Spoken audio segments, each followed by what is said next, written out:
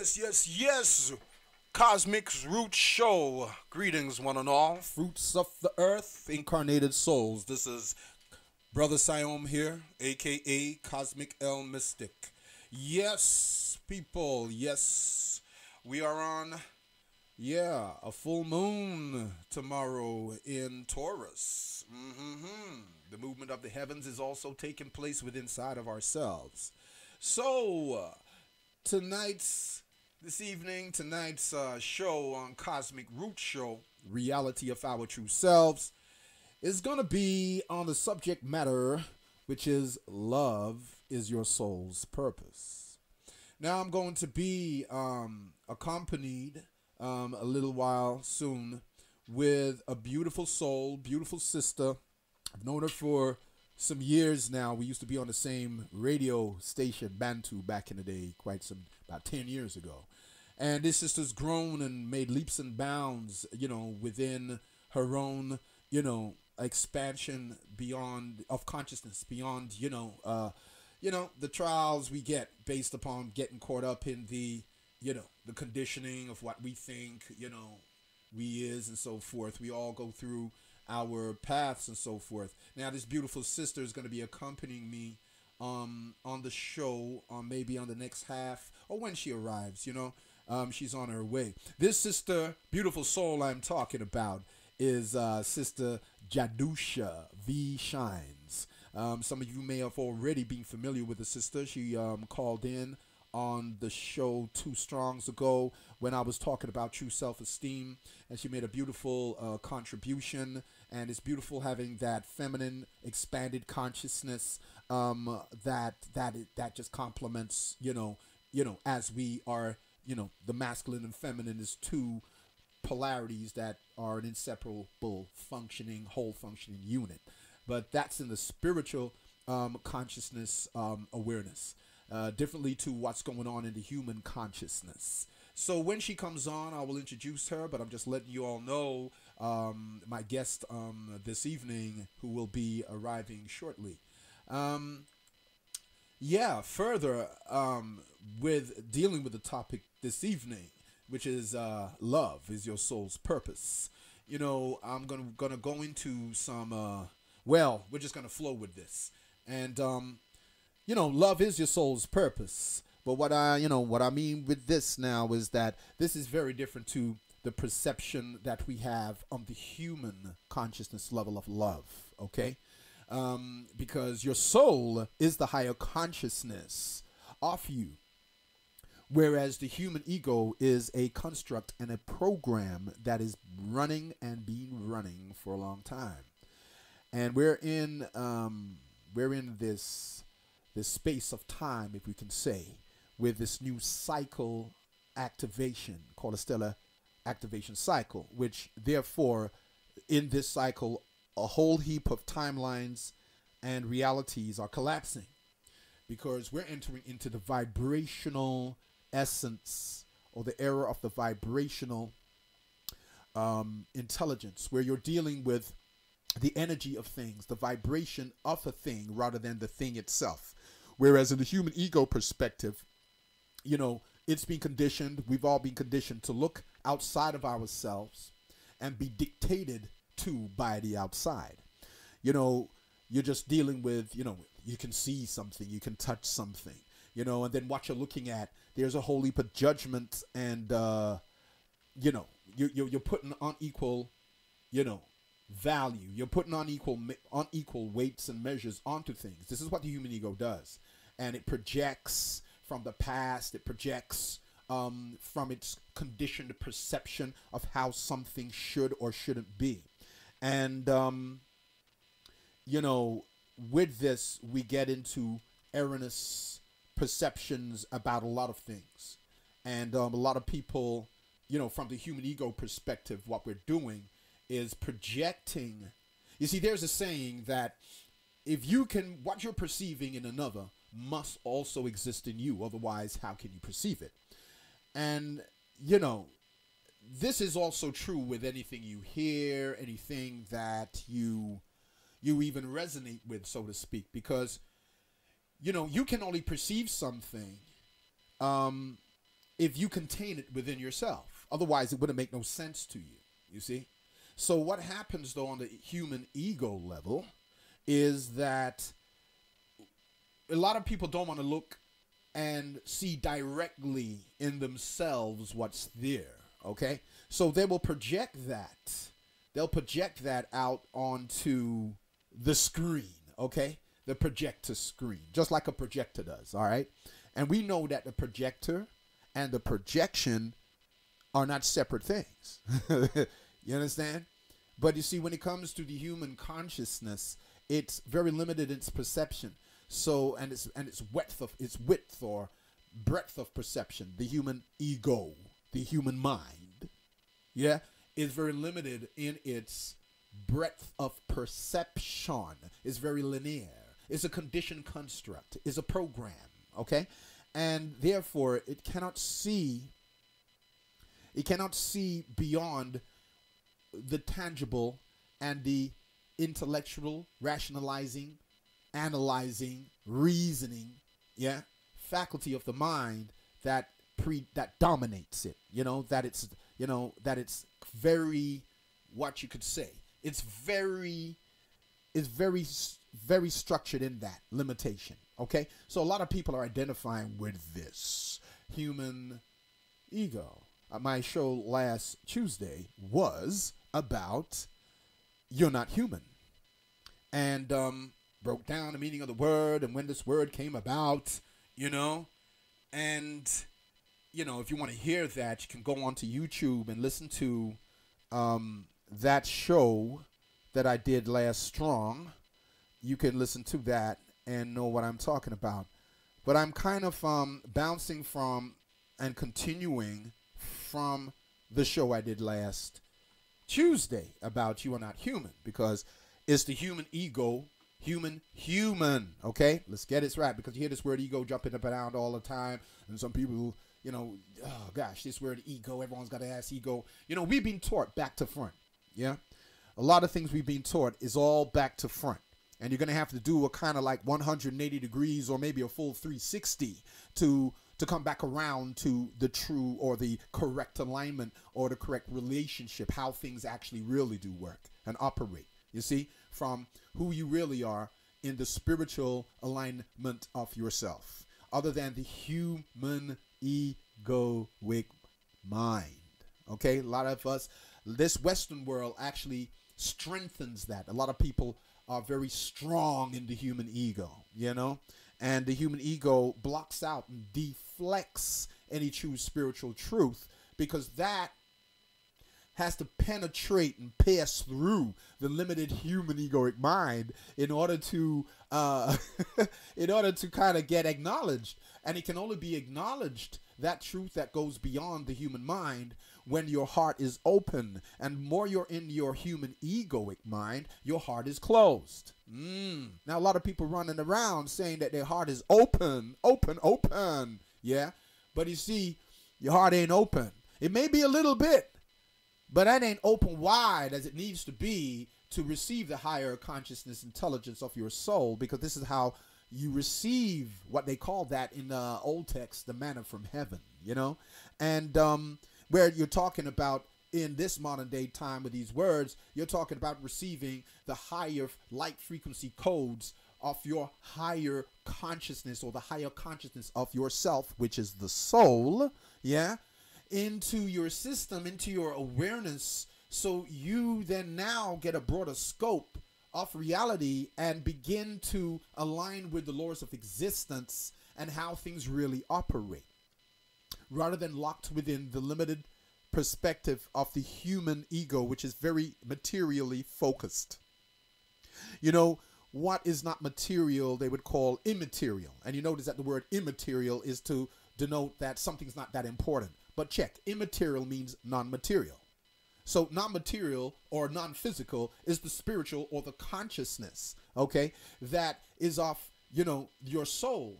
Consciousness is the primary substance of everything. I mean, yeah, when we're going to talk about the cosmic reality of our true selves, that which unifies us in the sense of what is this oneness This oneness is the unified field of the unified or the universal creative life force, energy, okay, that we all reside within. Because we're all created from the same substance. And when I say created, it's more drawn out from.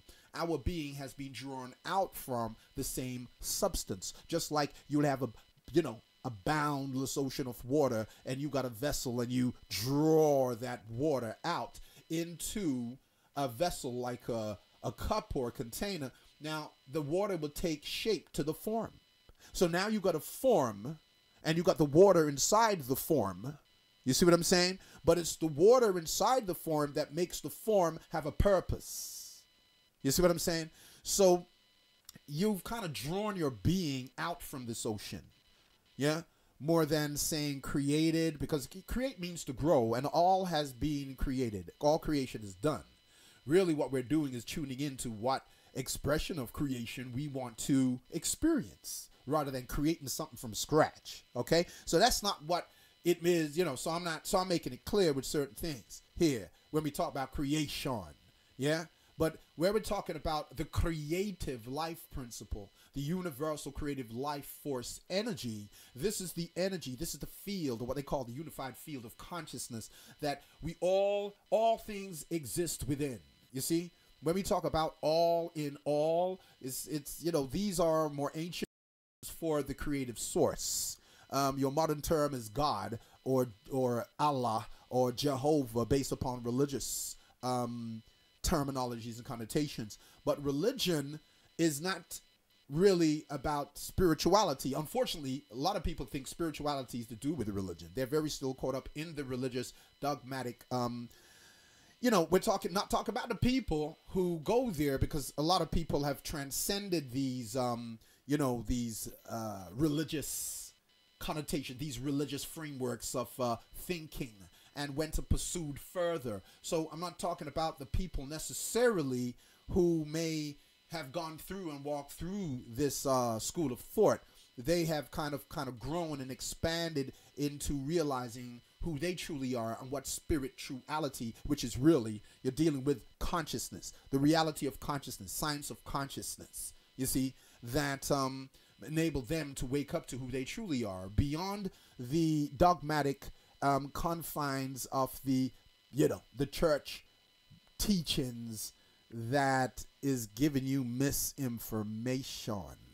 And you won't know that if you don't do any studies to go in to investigate for yourself, for you to realize you have a direct connection to the source of all that is. Whereas in religion, there's always some condition.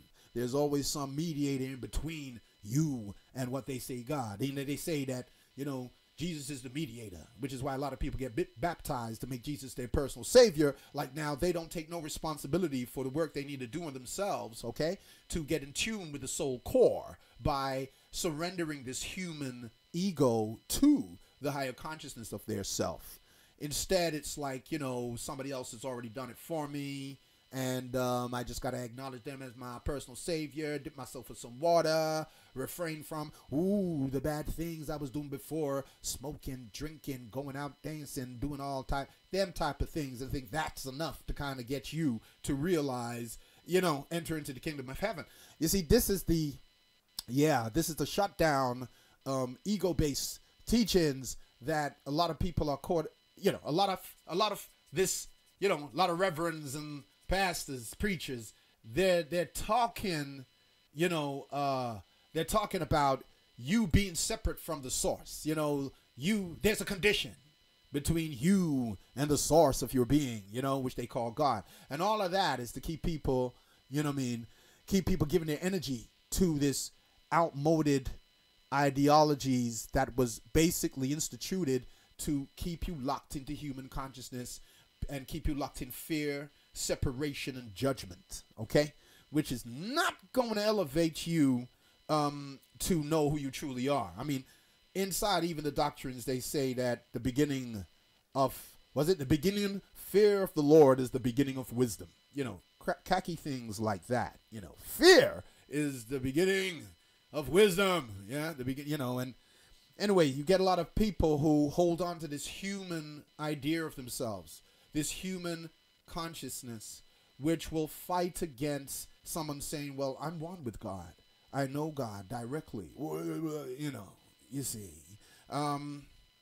Because, yeah, they don't realize even the real truth behind the teachings of the Christ in these religions, or messiahs, or, you know, prophets, or, you know, whatever you want to call an ascended master or so. You know, there's not this clarity about the true teaching. So you get all of this misinterpret stuff that's been just going on for so long, that people are very confused about who they are, what God is, and did some God die for you? And therefore, can somebody die for the mistakes you've done, and now your mistakes are somehow erased? I mean, how does that work? I mean, a lot of people don't know that the crucifixion is not based upon the actual teachings of what they believing, of the Christ teachings. This is a Judaic ritual, which was killing other things for something else. I mean, that's a cowardly act. Okay, you're gonna kill. Oh man, but this is what the crucifixion is about. It's a death cult. Okay, and that may upset some people because I'm just being straight up with it. Okay, you know, you're dealing with, you know, an old Judaic practice, which was about killing livestock in order to appease this belief in this Jehovah God that they, you know, the priests and the Pharisees. Okay, this is Judaic stuff here now, right? That's what they were dealing with, you know, killing something else for the mistakes of what they or someone else has done. You see, so this is where you get the term scapegoat. You know, and it's interesting that the 25th of December, when they try to kind of celebrate and say, oh, you know, the birth of Christ, is basically Capricorn. Okay? A lot of the stuff in the religious books, if you're going to put it this way, are allegorical. And if you understand the allegorical truth, you will get a lot of juice and truth out of that can nourish your soul. But if you're taking a lot of this stuff literally, then you're missing the point completely, and therefore you have diverted away from the truth, which is what these institutions actually do: divert you away from the truth. So you now are caught up in your human ego, looking outside of yourself for the very source that you can only find within yourself. You see what I mean? And yeah, so, you know, talking about love is your soul's purpose. Well, we got to get into, well, this love. What is this love? Because from a human level, a lot of people are caught up in the idea of love based on possession, control. Okay. And this love ain't real love, because there's a lot of fear behind it. You know, people's hearts are closed when they're in their heads. I'm telling you this now. We deal with this imaginary idea about, oh, love, right? But it looks like my sister is going to be arriving soon. So I was just warming this up and giving you a lay down. And I'm going to play a tune for you, which I played the other night, but I love this tune. And I'm going to play it again because it's pertinent. So, y'all, sit back, relax, tune in to the Cosmic Roots Show. And, yeah, expand your mind.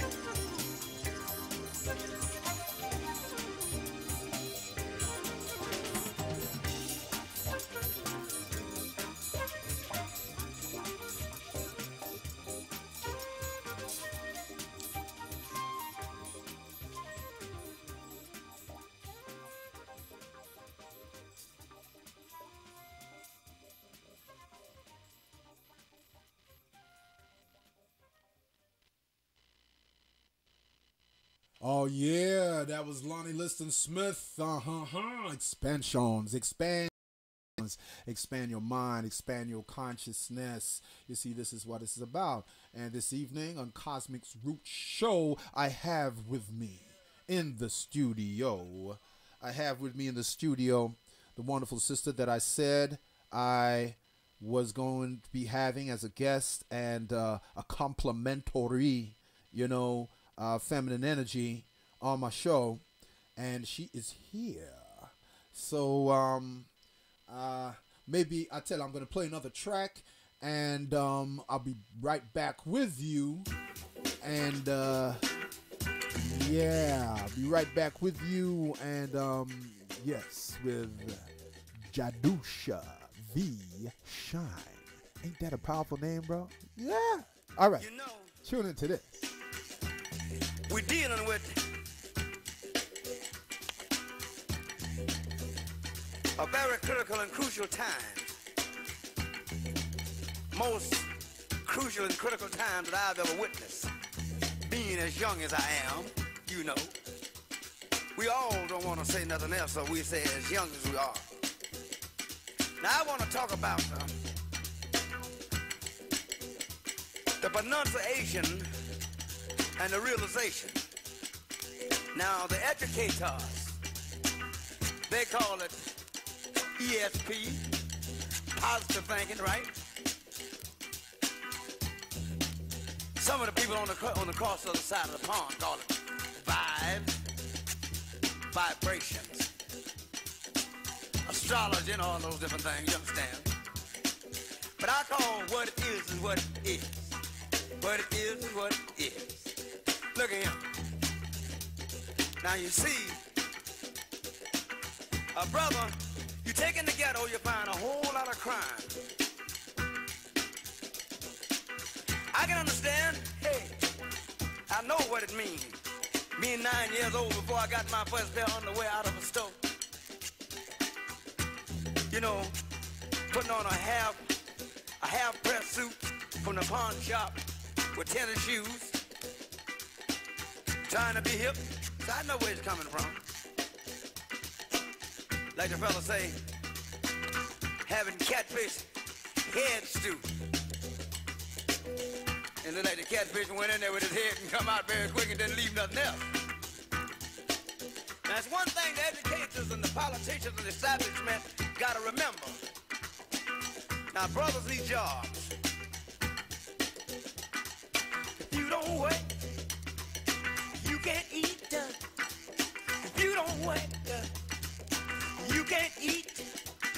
Get hip to yourself, good God, my brother, and get it from the street. If you don't work, you can't eat. Sis, you don't work, Lord, you can't eat. So you got to have mind power to deal with starvation. And that's what we're dealing with. You see, we can't go back to the biblical stories. 2 loaves of bread. Or 2 little fishes, 5 loaves of bread. 2 little fishes, yeah. 5 loaves of bread. Now look here, too many brothers to go by that. Now I want you brothers to dig where we're coming from. Set your mind right here. Dig the JBE experience. I dug this from a young man out of New York. He said the GBE. The GBE. Now we want Yes, fruits of the earth, incarnated souls, back again with you. And I'm right here with you with the beautiful sister, beautiful soul, Jahdusha V Shine. Introduce yourself to the people, please, or to the souls, I would say. Thank you, my dear. Warm greetings, beautiful souls. This is Jahdusha V Shines, and it is an absolute pleasure to be here. Oh, well, that's wonderful to have you here. It's a pleasure having you here with us, too. Thank you, Siayome. Thank you for welcoming me into the studio. You're welcome, my dear. I mean, the contribution you made on the show 2 strongs ago when I was talking about true self-esteem, and then you called in and what you had to add to it, what you injected, you know what I mean? It was beautiful. I think a lot of people who were listening to the show at the time, they was very enthralled by what you had to say, what you had to share. And that's the reason also why I had to get you onto the show. Wow. So we could, really, Vibe. jam and vibes here, I'm excited. I like balance, bringing the masculine and the feminine together. And Absolutely. it feels good. It feels nice. I love the space. The studio's got the hue of blue, one of my favorite colors, and everything's all clean and stuff. I love it in here. It's lovely. Oh, you see, good vibes in a place because it's all about the vibrations. And as I was saying earlier, as in laying down a little foundation to the show, love is your soul's purpose. I was, recapitulating, reviewing over the last show I did about You Are Not Human and the difference between this human consciousness love to the higher consciousness love of your soul, which is yourself. Every time when we talk about ourselves, it's really the soul. But the human consciousness is the separative, programmed, conditioned. That's why they even call it the human condition. And the reason why I've gone there in response to what you just said about the balance of the masculine and the feminine, this is a spiritual inner principle dynamic, more so than the human ego of the man and the woman, and our idea of how a man is and a woman is. And those are all programs and conditioning too, through the society. But when we're talking about the growth we cultivate within ourselves when we tune in to us, and when the feminine and the masculine, as you tap into this dynamic, this energy, this creative force, which is of your soul, this is when we find this equilibrium or understand how things really work, because we've been taught things in a back foot way. You know what I mean? It's back to front, man. It's back to front, and we have to kind of like turn things a full 180 degrees or through a full 360 to get in tune again with how things really work. You see what I'm saying? To unlearn what we've learned, type of thing. Yeah. Well, unlearn some of the things that we've learned. Yeah. I mean, because it's how we're relating to ourselves. So Yes, sister. Come. Okay, so I'll add to what you said in terms of love. To me, the definition of love is very important. Yes. In understanding what love is, to me, my definition of love is all. And all is energy, all is light, ultimately. Everything is composed of the same elemental factors, compounded in various ways, giving us very diverse experiences and interpretations.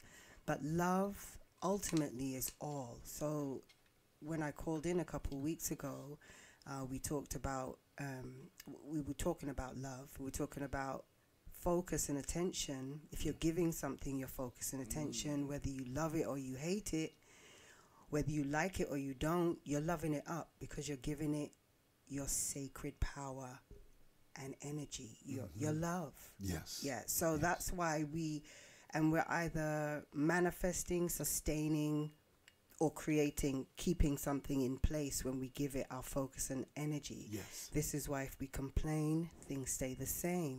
Or if we focus on our goals, we will achieve them because we get tunnel vision. Focus is very, very, very powerful once cultivated. But the definition of love, to me, is all. All is God.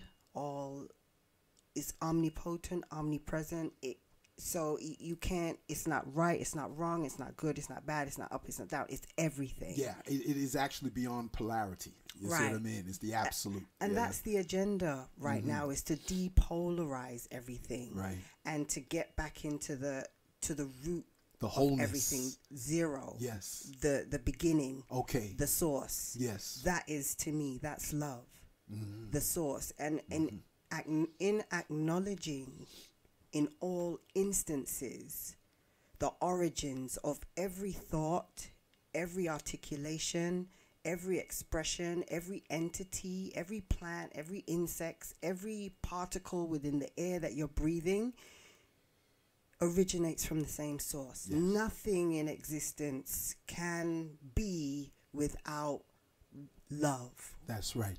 Without creation, without source. Absolutely, absolutely. I mean, what you're saying there, is just resonant with what I was saying in the beginning as laying the foundation of this about, we all come from the same substance. You see, ultimately, when we're talking about the oneness and the unified field, when they're talking about even in quantum physics, the Western way of explaining the knowledge of that has been ancient arcanum knowledge. They're using these terms as quantum, quantum physics and so forth. And they talk about the unified field. And the unified field is the unified field of consciousness, which is the universal creative life force energy that all exists within. And this permeates through us as the breath. Everything respires. Try holding your breath. You're not going to survive. Well, there you go. Well, you'll transition and you'll move on to another experience. But the life force is there. There it is. So we're dealing with that universal, which permeates everywhere in all things. And this creative life force is what connects us all, because we have all drawn our being out from this. And all of creation exists. All of creation exists within the all. So therefore, we're talking about this field of consciousness, this permeating energy. It's like the aura of the universe, the aura of the cosmos. It's the aura of all things, you see. And we're undivisible. Indivisible, inseparable. Yes. It cannot be separated. You see what I'm saying? Yeah. And when we look into the name individual, even the word individual says indivisible duality. So in researching even the names you're using, the words we use to direct our thoughts and feelings, who and what are you? What is that? If you was to go and study the etymology of it, you'll get a better, more sophisticated knowledge even of yourself through just even those words. So individual is an indivisible, as you said, and duality. So there's inseparable duality. So we're showing you that who you need to realize yourself to be is the oneness, the wholeness, your whole being, which is what perfect and complete means. However, from the human consciousness level, you're being conditioned about separation. You see what I mean? This is why a lot of people go, well, nobody's perfect, and as humans, we're always imperfect, but you're not a human. But as you were saying about focusing your attention, which is your life force energy, which is love, it's a substance you've been drawn your being out of. Yeah, you are loving up. You're giving energy. You're giving energy. So if you keep focusing your attention upon those ideas of you being imperfect, of you looking at yourself from the human, limited, egoic, constructed lens, then you are always going to be giving food and energy to this separative, judgmental aspect of yourself, which is really just a program. And it's coming from a place of lack. The human is always coming from a place of, I want this, I need this, lack. You know what I'm saying? And, we've been there. We experienced some painful experiences where we want to, we want to explore the human love drama, Okay. And because we've been caught up in this, we've been suffering based upon where codependency, for example. Listen, yeah. Go ahead. You go in there, because I'm moving like a river right now. It's your presence, baby. You know what I'm saying? You make me laugh. Separatism is very powerful, and it has been cultivated for so long, centuries, thousands and thousands of years. And it's beautiful as well. There's beauty in it, because we're given the opportunity to learn and to grow and develop. I mean, this is a infinite cycle that we're on. We've come here to remember ourselves, to reclaim our divinity, and to grow, develop, evolve, and ascend, essentially. And we've created separatism, because we are an expression of that which created us, so we can term ourselves as gods. And when people say I am God or I am king, I would more like to see more walk like one. Walk the talk. Yeah, because you have to really exemplify. You can say it, but being it is all the more powerful, But separatism, again, when I called in, we spoke about biodiversity. And biodiversity is, determined. 1% of our biodiversity, our alchemy, our makeup, how we're composed, determines what we look like, our hair, our skin color, our eye color, our skeletal mass, All of those things are determined by less than 1% of our being. Look at that. Look at that. And then the other 99.9% is exactly the same. We're talking that pure substance, the pure life force, energy, The consciousness. quanta light, yeah. The quantum So, light, yeah. Chinese, Indian, black, white, Antok Diop, Yes, Antok, he's- Chikante Diop. Yes. he wrote a book, and he said that all of humanity bones can be found in somewhere in South Africa, right? Right. So we claim, like black people then claim that we are the mothers and fathers of civilization from that. Well, it's really just saying that we're one, we're whole, we're composed exactly the same, but you know, our creator, our God, spiced things up and gave us different flowers, gave us different trees. Called diversity. But we're so caught up on where this person lives, what this person does in their culture, what this person looks like. We're so focused on the aesthetics of what people look like and what they're doing and where they are on the planet. We fail to see what makes us whole. So then we are not acknowledging the power in our unity and us coming together. It's not until such things as catalytic, disastrous things like hurricanes and earthquakes when we come together. Cataclysms. You know what I mean? Yeah. When We no longer see color. We see a child needing help. We see an elderly needing help. And all of a sudden we want to help. Then God just enriches ourselves or our soul, and we just want to help. But when it's just we got everything, the reptile in us is like completely satisfied. We feel safe. We feel secure.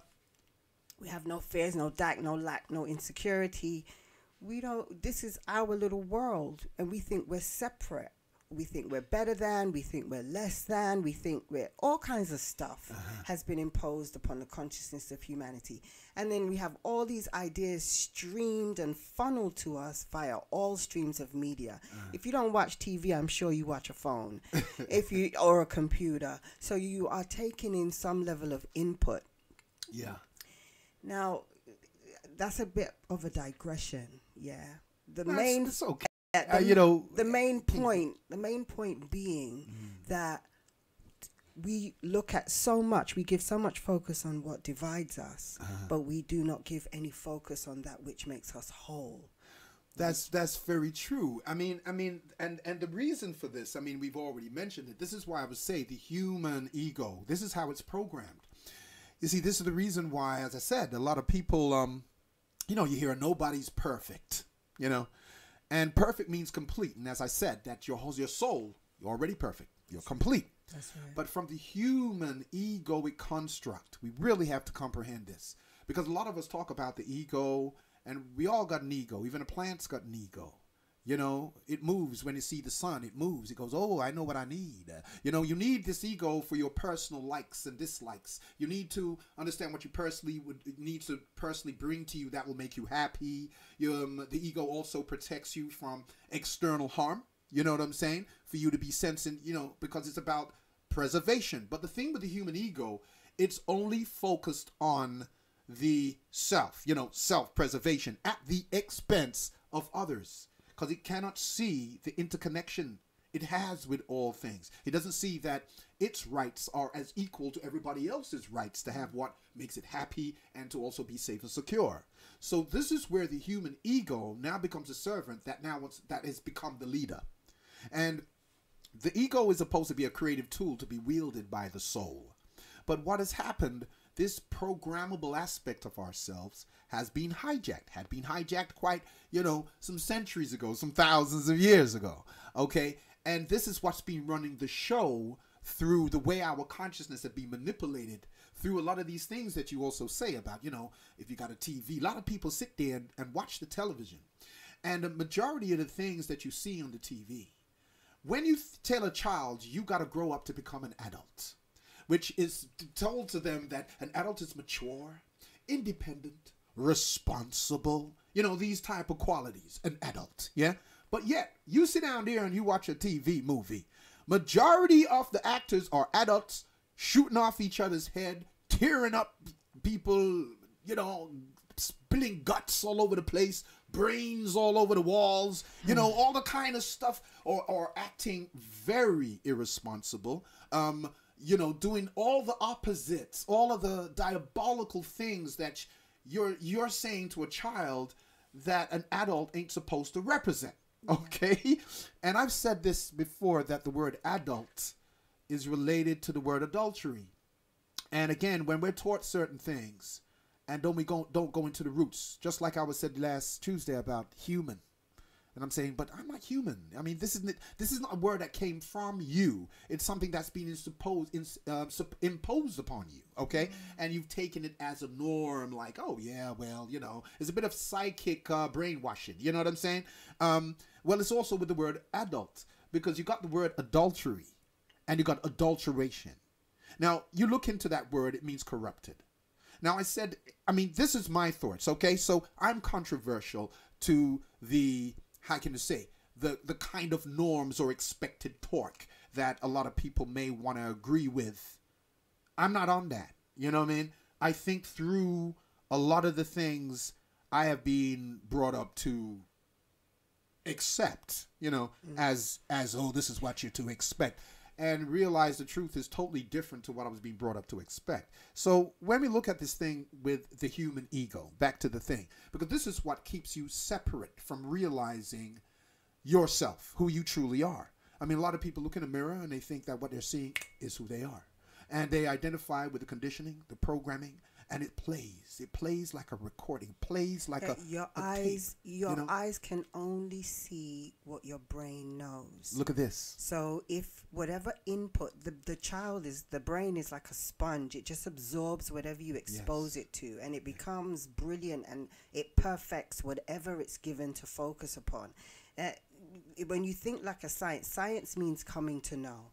Education means bringing that which dwell within out into expression, right? Yes. So we have to start thinking more like scientists and acknowledging how our being works, how it's programmed, and then we take more accountability and responsibility in terms of what we allow to go in our eyes, in our ears, from our mouth, and expose our being to our environment. Yes. Because it all makes a very profound difference. Yes. And we've become very lazy and lackadaisical because and ignorant to these factors, because it's been such a long time since these things have been at the forefront of our consciousness. Yeah. And we've spoken before many times at length, and I'm very solution focused. I'm just like, what can help?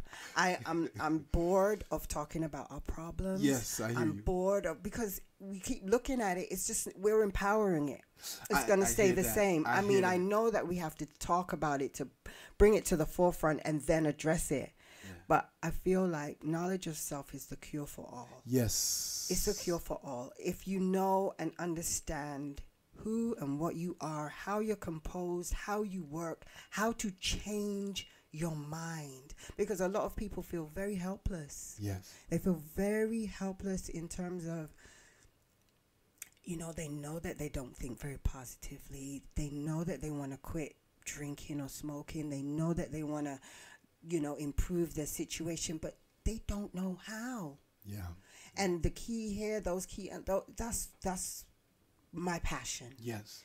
No, I spent my life, the last, I'd say, since 2007, I have been changing my mind. Right. I've been reading, I've been studying, and I've been practicing, and I've been applying, because I need to know whether it works or if it doesn't. And what I've come to find out is that this works. Yes. It's true. Yes. Yeah. And if I can do it, anybody can. I hear you. Do you understand? Yes. Yeah. But the eyes, you will only experience what your mind knows. So then you will then think twice about having a very non-PG conversation around your children, for instance, because it goes into the subconscious of that child. And then as they grow up, they will have an experience that reflects or mirrors that discussion. by the time it happens, you will not take any accountability or responsibility for it as a parent. You will just think it's a coincidence, you know, and so many subtleties. This is how awesome, fragile, and strong, all of these things at the same time. You know what I'm saying? Yes, yeah. If I'm making sense. No, you're making sense. You're making sense. Because you see, we have to deal with solutions, most certainly. The thing is that from the human ego level, when we always attempt to try to make a solution, we create more problems. Because from the human mind... What do you mean? Well, because the human mind is very limited to this grander teaching we're talking about here. You know, the perspective of self. Because there is this... the part that makes it kind of difficult is that the human ego, the human mind, fights against that which goes beyond its the human ego. Something just hit the ground. We just had a book just drop in here. My book fell down. But we don't need it. We're the book. You see what I'm saying? The book of life. You look into yourself, y'all, and be the scribe. But yeah, the thing is that solutions, most certainly. But you know, like diagnosing a problem in order to be able to know what the correct approach to bringing about a solution, you know, that is necessary. Listen, sorry to cut. No, you're gonna come. I'm just gonna, you know, that is definitely necessary. We need to have a solution. But what I meant, just to clarify, when you ask me what I mean by when I'm saying that the human ego is very limited, okay? We're talking about that which looks at the separation, the judgment, unequal values, the way you judge yourself, greater or lesser to what you're ever judging. You know, all of this creates that idea of separation. Even the conditioning of the religious type of thing. You're told that you have a judging God. So a lot of people believe that, oh, well, if God's a judge, that's why we all judges. But that's not true. That's all man. That's human projection of their explanations to why man does harm, wrong, bad things to one another. They project this in their rationalizing to try to find an answer. You know, God is a judging God. He will punish all those who do the bad things. You know, not realizing that it's you punishing yourself. Thank you very much. You see, this is the thing, because it's the human ego, and I keep talking on this because it's well, you know what they're it is doing something that needs to be acknowledged, because we've given a lot more energy to that, where we get stuck in the problem. And a lot of people would say, well, I can't change what I think. I can't help how I feel. I can't do anything about the way I think. Or, well, this is what I was brought up to believe. And, you know, that's how it is. And what is it that doesn't make you question the belief you got if it actually is something you agree with? I mean, to question your own thoughts is the beginning of you realizing you got a free mind. Yeah, you gotta be that free agent that realizes you are allowed to utilize your innate ability. Yeah, to re-examine your own thoughts. Where do they come from? Why do I believe this? Critical thinking, but not in the way where you're judging and beating yourself up, which is what the ego loves to do. Okay, yeah.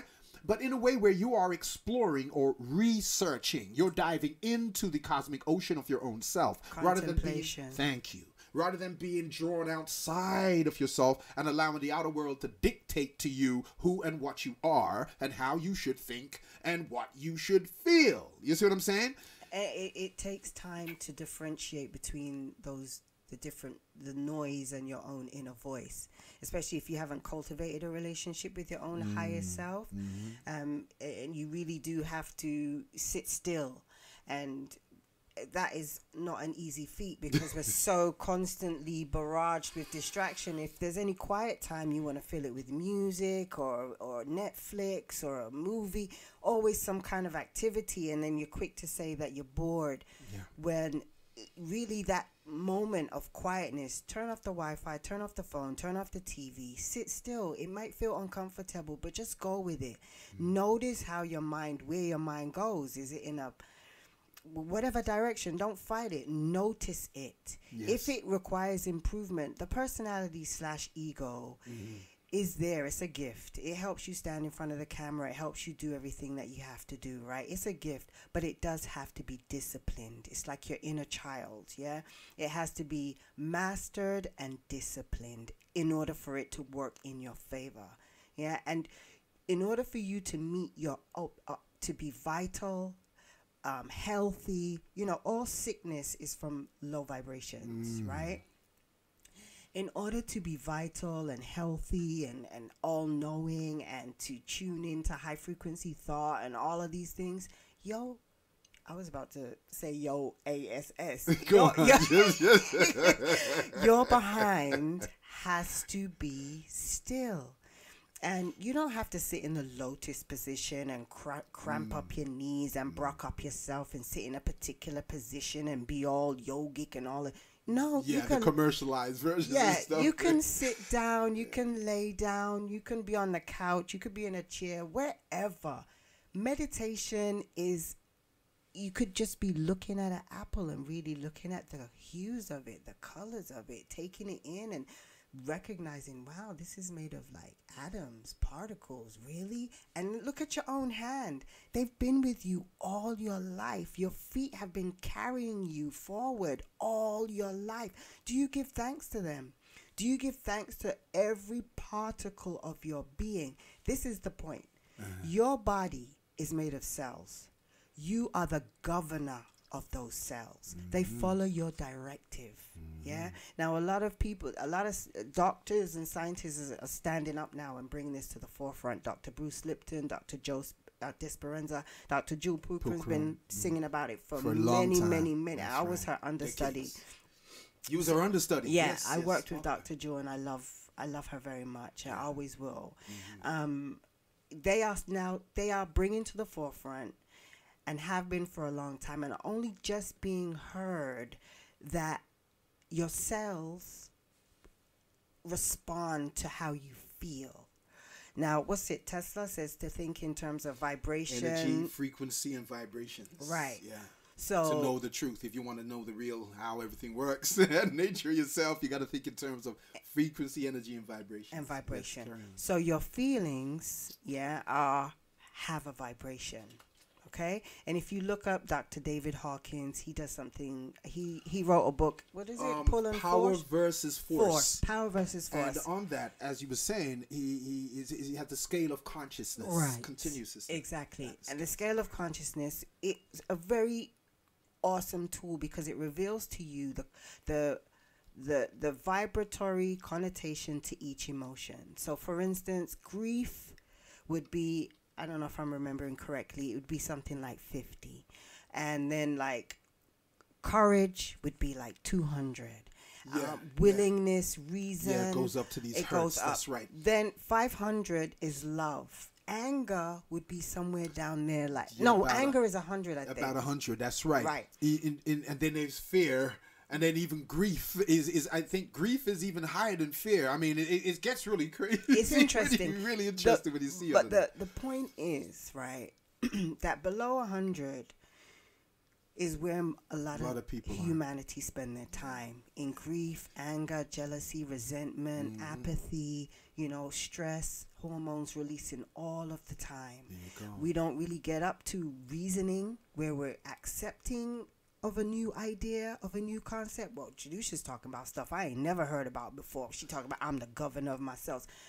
But I'm prepared to hear this out. Let me look up David Hawkins. Let me look up that book. Let me look up Dr. Jewel Pookram. Let me look, do your own research and prove us wrong.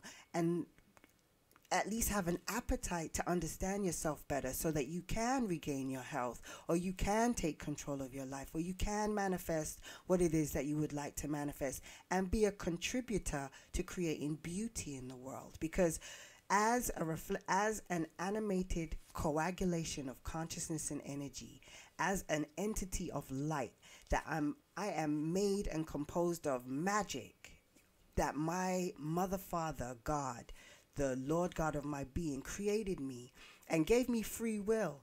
So I can choose to go against and not be harmonious with all that is. And then I will get sick. I will crunch my toe on the couch. I will have stress. I will have I'll have learning curves. They're a blessing. I learn from my so-called mistakes. They're not mistakes. They're an opportunity to grow and to develop. It's all about our perception, how we look at things, right?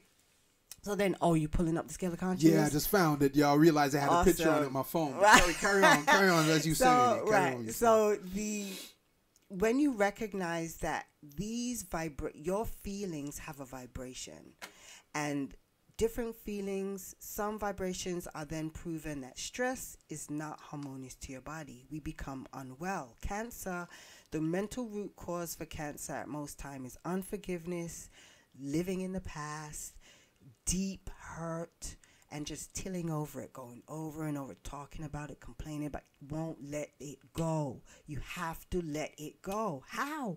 When it just stays at the forefront, yeah? So, but when you know these things, it gives you an impetus. Wow, I didn't realize I was hurting myself.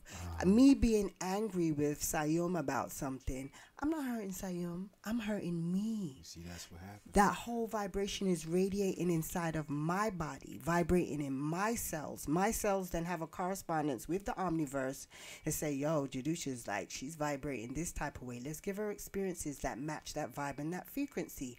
So I'm going to attract more stress, more instances that match that vibratory frequency, if that makes sense. Now, if I choose, so like, say if I'm not happy, right, or I'm not having a good day, I say, thank you for peace of mind, Lord. Thank you for peace of mind, even though I don't have it. And then I go to the mirror and I smile. I smile at myself, and I force myself, like an actress, to lift my vibration. And then you know what? It dissipates and it goes away. And then I attract likewise, because the omniverse is always got your back in terms of it's going to give you what you put in. Most certainly. I'm coming back to this thing about the human, right? Mm-hmm. And this is where the resistance comes from. This is what's blocking you from realizing from who you are, that's beyond those frequencies that the human ego gives you, keeps you in. You was mentioning about which was the scale of consciousness, and I found that I have the picture here on the phone. So I've just drawn it up. And what you were referring to when you were mentioning about fear now, for example, all of these, because we have scales of consciousness into infinity, okay? When they talk about dimensions, you're talking about different planes of consciousness or different planes of reality, because different planes or different states of consciousness has a reality that unfolds from that state of consciousness, you see, and then is experienced in your physical reality as what you think, as your physical experience, okay? Now, we was talking, when you mentioned about, the reason why I bring this up is because, okay, looking at this scale of consciousness, and we're talking about frequencies now, right? So everybody's got a radio wave band, or, you got TV, there are different channels and frequencies, okay? So everything is really based upon us, our spiritual mechanics, because it's understanding that this physical body, okay, hasn't been made, it's been made without hands. Okay, think about the magic of that. Yeah? Yeah? It's been made without hands, and it's been directed by divine consciousness. And it is a vehicle of expression. It's programmable, and it's supposed to be programmed by the master. Everybody who knows about computers and the programs and the programmer, the program is not the same as the program. And you know that the program has no power in its own self to really do anything, because a program can be rewritten, program can be taken out, replaced by another program. So a lot of the that's things, us, that's yeah, zero. you see, a lot of the things we get caught upon and hold on to is a program.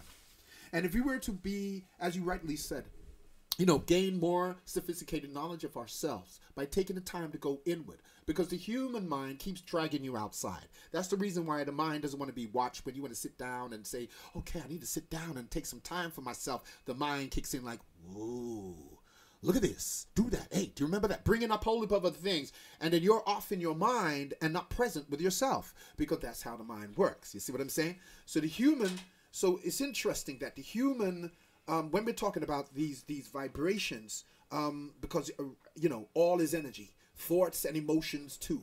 Yeah, we vibrate on certain levels. Yeah, well, on certain levels and reasons we need to look at. We vibrate on different levels. I'm reading this little thing from this caption, and really I should just be flowing from myself. Do you want me to read it? But yeah, read it. Read it. Because, when I do resonate with this. you see, All is energy, thoughts and emotions too.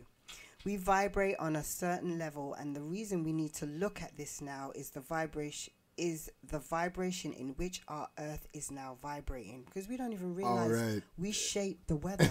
yeah, we shape the weather, we shape experiences. Our children are not respecting their lives as well as the lives of others. That we don't have as much patience. Our focus is about making money. It's all on material instead of the inner growth and development. Yes. Because our focus are on these things, we've neglected the nurturing aspect. When Brother Siayome asked me to come, and he was like, yeah, it'll be good to have that feminine, so we can balance each other. When I used to be on the radio, I always hungered to have a partner to speak with, because it's nice to vibe and to bounce. Bounce, man. And, each entity, men and women, we both have equal masculine and feminine faculties. Yes. And millions, how much years ago we were androgynous. We didn't even need to have sex to have children, but thank you. But we have created new, and now we've got new experiences, and it's just so infinite and awesome. Anyway, sorry, I'm digressing. This is what I do. Sorry. Anyway, so let me finish reading it. Okay. We vibrate on a certain level, and the reason we need to look at this now is the vibration in which our earth is now vibrating. We need to adjust our level in order to feel good in the very near future. It is also important to be aware of vibrations when creating our own reality, whether it is about health, wealth, or joy. This is about law of attraction. And that was the point. When we choose to change our mind, like if I'm not feeling great, I know that if I don't pick myself up, I'm going to start attracting more of the same. And I realize, oh my gosh, this is an opportunity for me to acknowledge my strength and manipulate energy. We're here to work with the energy. We're here to acknowledge we are divine entities and that we can do these things. And we do it anyway, but we're not conscious of it. We're not aware of it. And we can give a lot of focus to, I want to make money, I want to have my own business, I want to do this and I want to do that. But do you want to reclaim your divinity? And do you want to heal your body? Do you know that you can? Do you know that you can facilitate other people's healing? That's right. And it's all determined by the vibration of your being, how you vibrate. And your vibration is determined by what you know. And what you know is determined by what you feed your mind. So if you're watching Dead Enders or All Gone Wrong Street or violent programs and movies and listening to music about heartbreak and, I'm hurting and I'm in pain, and you're singing and articulating this without acknowledging the power of your word sounds, the power of your thoughts. When you don't acknowledge your power and you do these things without awareness of yourself, you create chaotically. And then you do not understand why, because you have no knowledge of self. So knowledge of self to me is the cure for all. Absolutely. Spiritual knowledge of self and self-education. Knowing that education means to draw out the latent potential that is already within you. However, we're not identifying with that word in the way it actually what it actually means, because we're going to these institutions and they say it's education, but they just kind of tightening up your mind. You know what I mean? You're just getting programmed and you're just being trained. Okay, and we got to really understand this. I mean, I want to come. Because because how we're going into this, because as I said that you see, the nature of this show, or the subject matter, is love is your soul's purpose. And you're going to see how I'm going to bring all of that together. Everything we're talking about is going to come together into why I'm titling this show this evening as Love is Your Soul's Purpose. Okay? So, as Jahdusha correctly said, because you see what happens, the human mind, as long as you believe you're a human being, you're going to walk around in unconsciousness. Let me simplify it like that. Okay?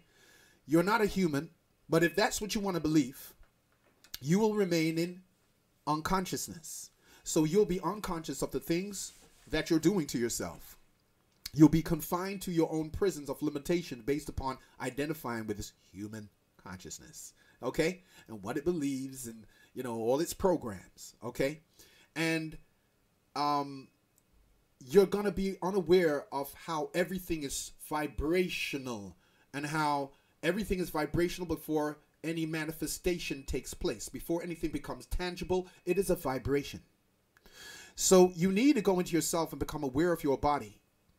So you can be, you need to tap into what is called your intuition, which is a higher expression of intelligence, where you actually tune into the feel more than...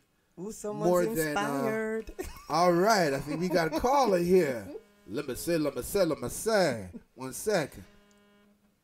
Hello, caller. Hello. Hi there. Hang on a second. Let me just see if we get you up on this. Can you speak? I'm speaking. You're speaking. I'm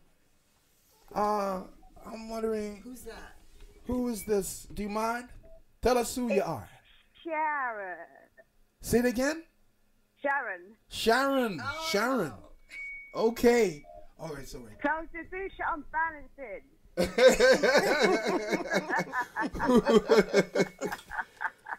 Well, pleasure to have you on the show, calling in. You've been activated. You feel inspired to call in. Please share your contribution. Wonderful to have you. Thank you, Sharon, for calling in. You're welcome. Tell her I'm back on the balancing. That's all I've got to say. Whoop whoop! That's about time, sis. It's about time. Okay. Yeah? Yes.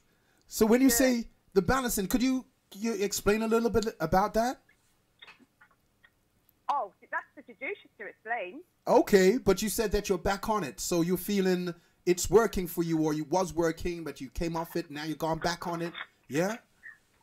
Basically, like you guys have been speaking about, I've been getting lots of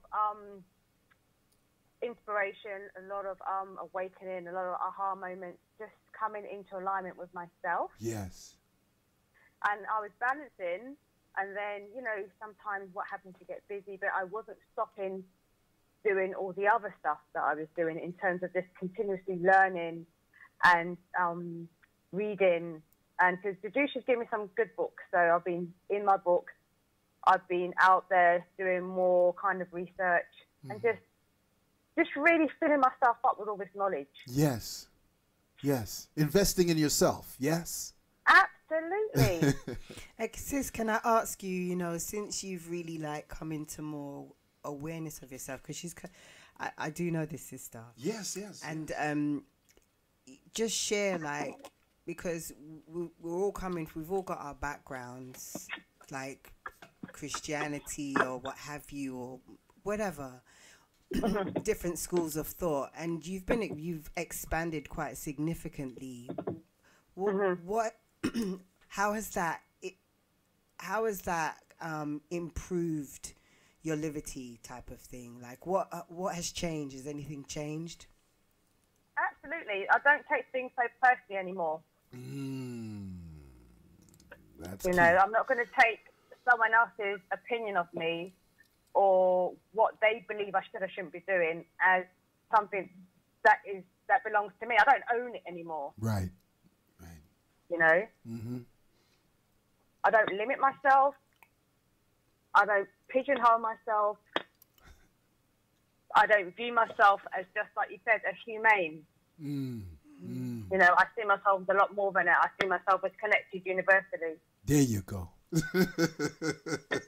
Yeah, absolutely. Yes. Go on, Yes. sis. Yes. Yeah, and I understand about oneness, that there's only one of us in the room.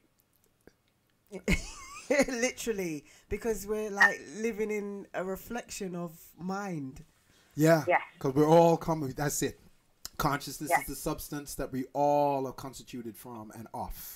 So, Yeah. you know, you can have what we call, you know, like you got clay, and you can make all these different things out of clay, whole heap of different forms, Yes. but it's still clay. Absolutely. Still Yes. clay, you know? So that's the analogy I'd use for, because oneness is something also more of a realization that takes place within inside the individual rather than something, you know, we've been taught like it's something you gotta grab up everybody, walking around and hugging everyone, and, you know, sitting around a campfire singing Kumbaya, and agreeing to one ideology or something, which it's not that ain't oneness. That's like conforming to some indoctrination, but the realization of it as a state of being is really what the oneness. This is how you're going to come into the awareness of what oneness is, you know.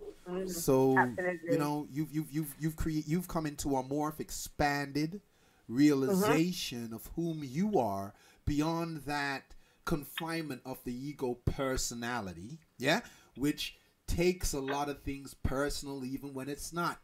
Yeah. But when your consciousness has been shifted and redirected, and then you cultivate focus and discipline, when you cultivate how and what you give your focus and attention to, you empower yourself. Yeah. You empower yourself immediately. And when you're open to learning, listening is an art. Because as soon as you begin to listen, you are then open to learning something new. Yeah. Anyway, sis, thank you so much for calling and letting me know. I'm glad. Was it today? Because I'll make a note. No, I started about 5 days ago. Go on. Whoop, whoop. Yeah. No, that's very good to hear. Very good to hear. Excellent. We're Excellent. going to have to talk about his brain balances as well. What Yes. you're talking Yeah. about a little. Yeah? Yeah. You know. Okay.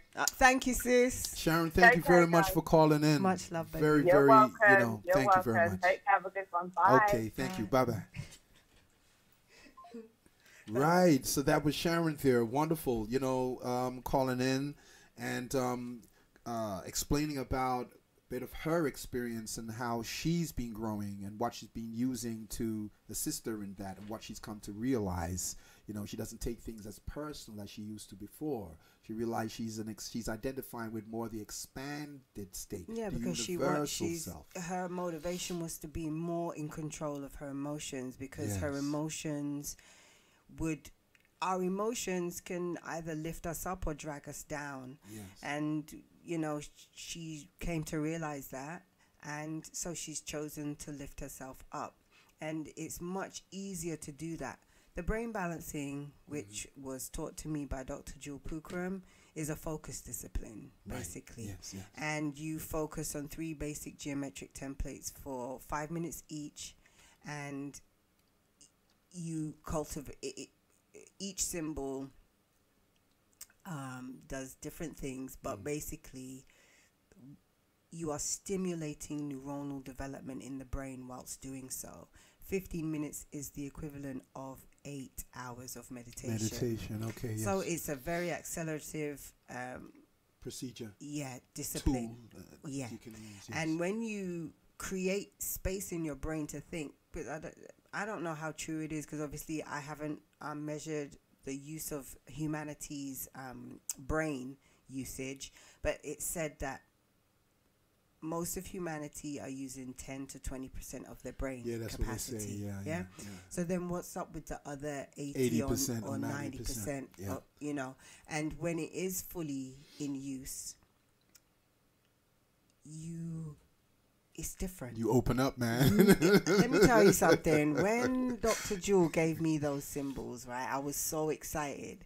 And she said she gave these symbols to so many people for free, like she did me, and they never did it. And you see me, like you could do it. You couldn't just do it once a day. There was times I was doing it 3 times a day. Right. That's how passionate I was. Like, yo, I'm a goddess. I want to do this. I want this. I was so excited. Yes. I balanced and I locked within 5 months. Whoa. She said nobody has ever done that before. Wonderful, because you put into it what you got out. Because man. I like proof. But what I also learned was how important it was how to feed those neurons. You can't balance and sit in front of the idiot box, or you cannot balance and then just talk to you gotta. So I started to balance and read profound books that I didn't really understand, and you put those seeds into your mind, and then take a nap. Yeah. The dots start connecting. Then you write, free write, just write. Even if you're not balancing, because all of this, the tools only help you to do what you can do naturally. Yes. Everything can be done naturally, but don't shut down the tools because you're not familiar with them or you don't understand them. You know, it's all about your intention of how and why you want to utilize the tools. Yes. Some people come for the program, they want to make money, they want to focus on their business, they want to give themselves structure, they want to, so many different, for me, it was about strengthening my soul. I wanted my soul to run things. Nourishing your soul, baby. I am a beacon of light. Yes. I want to be an instrument, a divine instrument, to be of assistance to my creator. So I can create beauty and make known the unknown. Yes. And to let God use me as a tool. That's all that makes me feel absolutely phenomenal. You know, that's what brings me joy. Everybody to their own, and it's not right or wrong for you to think or feel differently. You came here to feel. You came here to experience. You came here to learn. And through our trials and our tribulations, we're realizing, if we don't get our minds right, we're gonna take ourselves out. And literally, this is what is happening. And the only solution is to start acting. We call ourselves God, act like a God. You call yourself a queen, act like a queen. Behave like a queen. A queen is regal. She is poised. She is soft-spoken. She is very humble. You know, don't be a tyrant. You know, be, like Gandhi said, be the change that you, be what you think. Yeah, be the change. Follow you your see. own highest ideal. That's right. The grandest, highest version of yourself. This is what you want to focus on. You see, I mean, I'm just gonna, just complimenting it more what you're saying, because on this scale of consciousness, because I really think that it's very important to really get this, because at the lower levels you were talking about now, shame is 20 hertz per second. Understand, everything you're feeling is a rate of vibration. When you're talking about frequency, you're talking about the speed of the oscillation, the back and forth movement of the energy. You see? So the slower, the lower, the faster, the higher. You know? The more gross, the obvious, the dense, the more subtle, the more powerful. You see? So your physical body that has not been made by hands, made without hands, is this temple of light that you may have heard about. And you even have the two sides of your head. They say your temple. Huh? All right? Understand that everything you're looking at is esoterically knowledge of you. Everything. Everything's an allegorical truth about yourself. But you have to stop taking things so literal and look into the hidden meaning. You see what I'm saying? Because even when you look at the word mean, okay, M-E-A-N, it spells name. Just rearrange those letters and it spells amen. And amen is the hidden divine being, the hidden supreme being. Yeah? The amen, amenet, the masculine and feminine, you got the invisible and the hidden. That's you. All right? You got to look into yourself. You see what I'm saying? Get in touch with the amen. Amen, amenet. You know what I'm saying? Right? Get in touch with yourself. You know, because as you said, we come in here to feel. And you experience life through feeling, not through thinking. You experience life through feelings. And a lot of people don't see that when you observe your feeling, you tune into intuition. This is another level of communication. Because your feelings have a lot of information in it, because actually what you're feeling and tuning into is vibrational frequencies of cosmic light codes, cosmic energies, the photonic light of your soul. You see what I'm saying? This is what's going on, the electromagnetism of your thoughts and feelings. You see, we got electromagnetic field surrounding us called our energy field or aura, but you also got energies that are beyond the electromagnetic field. This is the cosmic aspects of yourself. You know, these energies are coming from different star systems, different galaxies, and they're running through your body. You see what I'm saying? So let me just explain something about these different states of feelings, which are vibrations, and what they're doing. The reason why I mentioned about the human ego, and you're differently to your soul. Your soul is the divine essence of you, but the human ego keeps you contracted. Being in the human mind, human personality, you get things, everything's personal. Hence why you got personality. Huh? Things are personal when they're not personal, right? And this is when we hold on to things we don't need to hold on to. Or we got programs coming up to be cleared. And rather than sit and observe these sensations for what they are and allow them to clear, what do? Ego comes inside and freaking holding on to them and creating another story out of the stuff. You see what I mean? That's the rhythm. Because the vibrations, your emotions, they form rhythms. Yes. They create patterns and habits. Yes. And so it's easy to stay stuck, or it's easy to spiral downward, and that's when you can get into depression, and you can get into shame and guilt and grief. If you keep tilling over those things in your mind, you formulate a pattern and a rhythm with the omniverse, and it will just get worse or it will get better. So again, the knowledge, understanding how to change your mind and knowing that you can, that's like, okay, well, tell me how, and help yourself. Well, most certainly. And the how, it's to get into this state of the observer. Because if you can just observe, you see, what I find a lot of us will talk about feelings, think about feelings, but seldom do we just feel the feeling.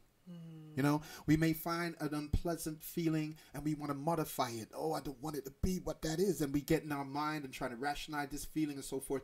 And that is not helping you. What you need to do is be non-judgmental to yourself. When a feeling comes up, observe it. Observe it. Observe it for what it is. And figure out why you feel the way that you do. So is it someone's voice? Is it other people's opinions of you? Are you replaying an old movie in your mind? More times that's what's going on. Right. And really, you got to forgive yourself. It's always an opportunity to practice the divine virtues. Forgiveness, unconditional love, righteousness and justice. It's our weakness as a human. When a human, to me, Dr. Jewel Pookrum coined HUE, man, entities of different hues, but we're composed of light. But all of humanity, you know, we have to recognize how our being works. Most certainly. So if you're feeling a certain type of way, get to the root. Why do I feel this way? Like, so many things. I could tell you so many stories, but like, I'll give you an instance. Okay, this is new, and this is intimate. This is very personal, but this will exemplify. Ooh, oh my gosh, we got a caller coming through. Well, this is maybe the universe is saying, no, girl, you don't need to tell that shit. Keep it down, hold it down. Hi there, caller. Who do we have coming through? My name is Cabral. Cabral? Cabral. Have I pronounced it correct, brother? Cabral? Cabral, yeah. Cabral. Nice to hear you, brother. Nice for you to call in. So, Brother Cabral, lovely name. Thank you very much. So, welcome on the show. Thank you, man. I've been listening in. Yes. And it just resonated with me strongly. Like, basically, I'm a creator in the sense of I create clothing. Okay. Yes. So I would say I'm a tailoring conceptualist. where I create clothing through stories, through concepts. Okay. And what resonated with me is more about just the letting go and the love. And I'm a man that I love what I do, but sometimes, as you were saying and Jahdusha was saying, is you can get trapped in habits. Yes. Of how you perceive and how you think things are. Patterns, yeah. But what has helped me more than anything is gratitude. And once I'm in total gratitude, it's like the omniverse, the universe, it fills me up. Yes. And it gives me light and it gives me vision, and it just gives me this feeling that I can achieve anything. It gives you more to You know be what I'm saying? thankful for. Yeah. Yeah. Yeah. And it expands you. It's like you're opening up and expanding, right? 100%. Yeah. Like I'm about to do a video shoot on Saturday, and it's like, as you was explaining, I don't watch TV. Yeah. I watch my own TV. Yeah. In my mind. So right. I've created this piece called The Megastar. All right. And I am just visualizing everything around a megastar. So Michael Jackson's one of the people that I've been vibes in, and I know that he's probably sending me messages to help me to achieve this one. Okay. Because you have to be in a certain place, and it's just like as you was explaining earlier about acting. It's like I've already spoke this into existence, and I've already said thank you for this because it's already happened. Yes.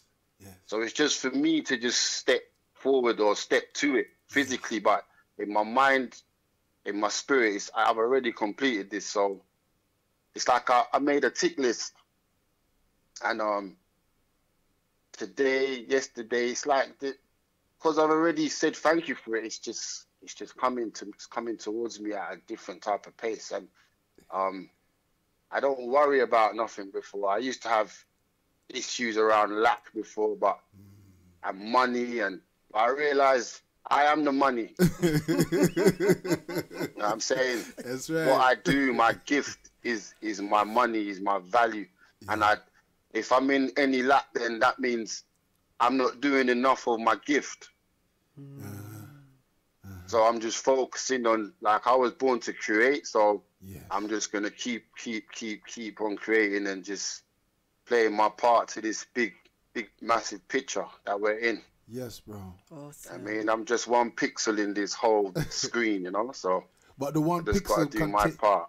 Sorry to interrupt you there, but the one pixel contains it all. Yep. Yeah.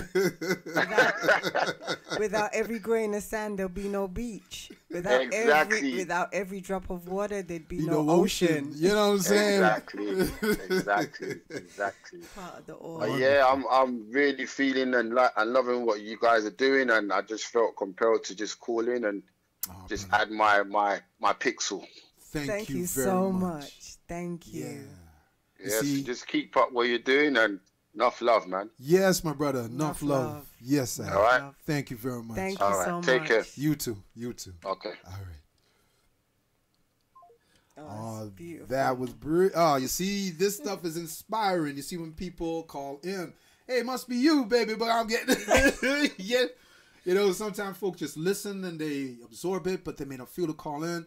Oh, this is beautiful having, you know, the folks who resonate with you as well. You know, may resonate with you and call in because they feel it. Yeah. You know, they feel this is brilliant, and you see, this is how we're sharing this, because as I'm saying that the name of the show for this evening is Love is Your Soul Purpose. Okay.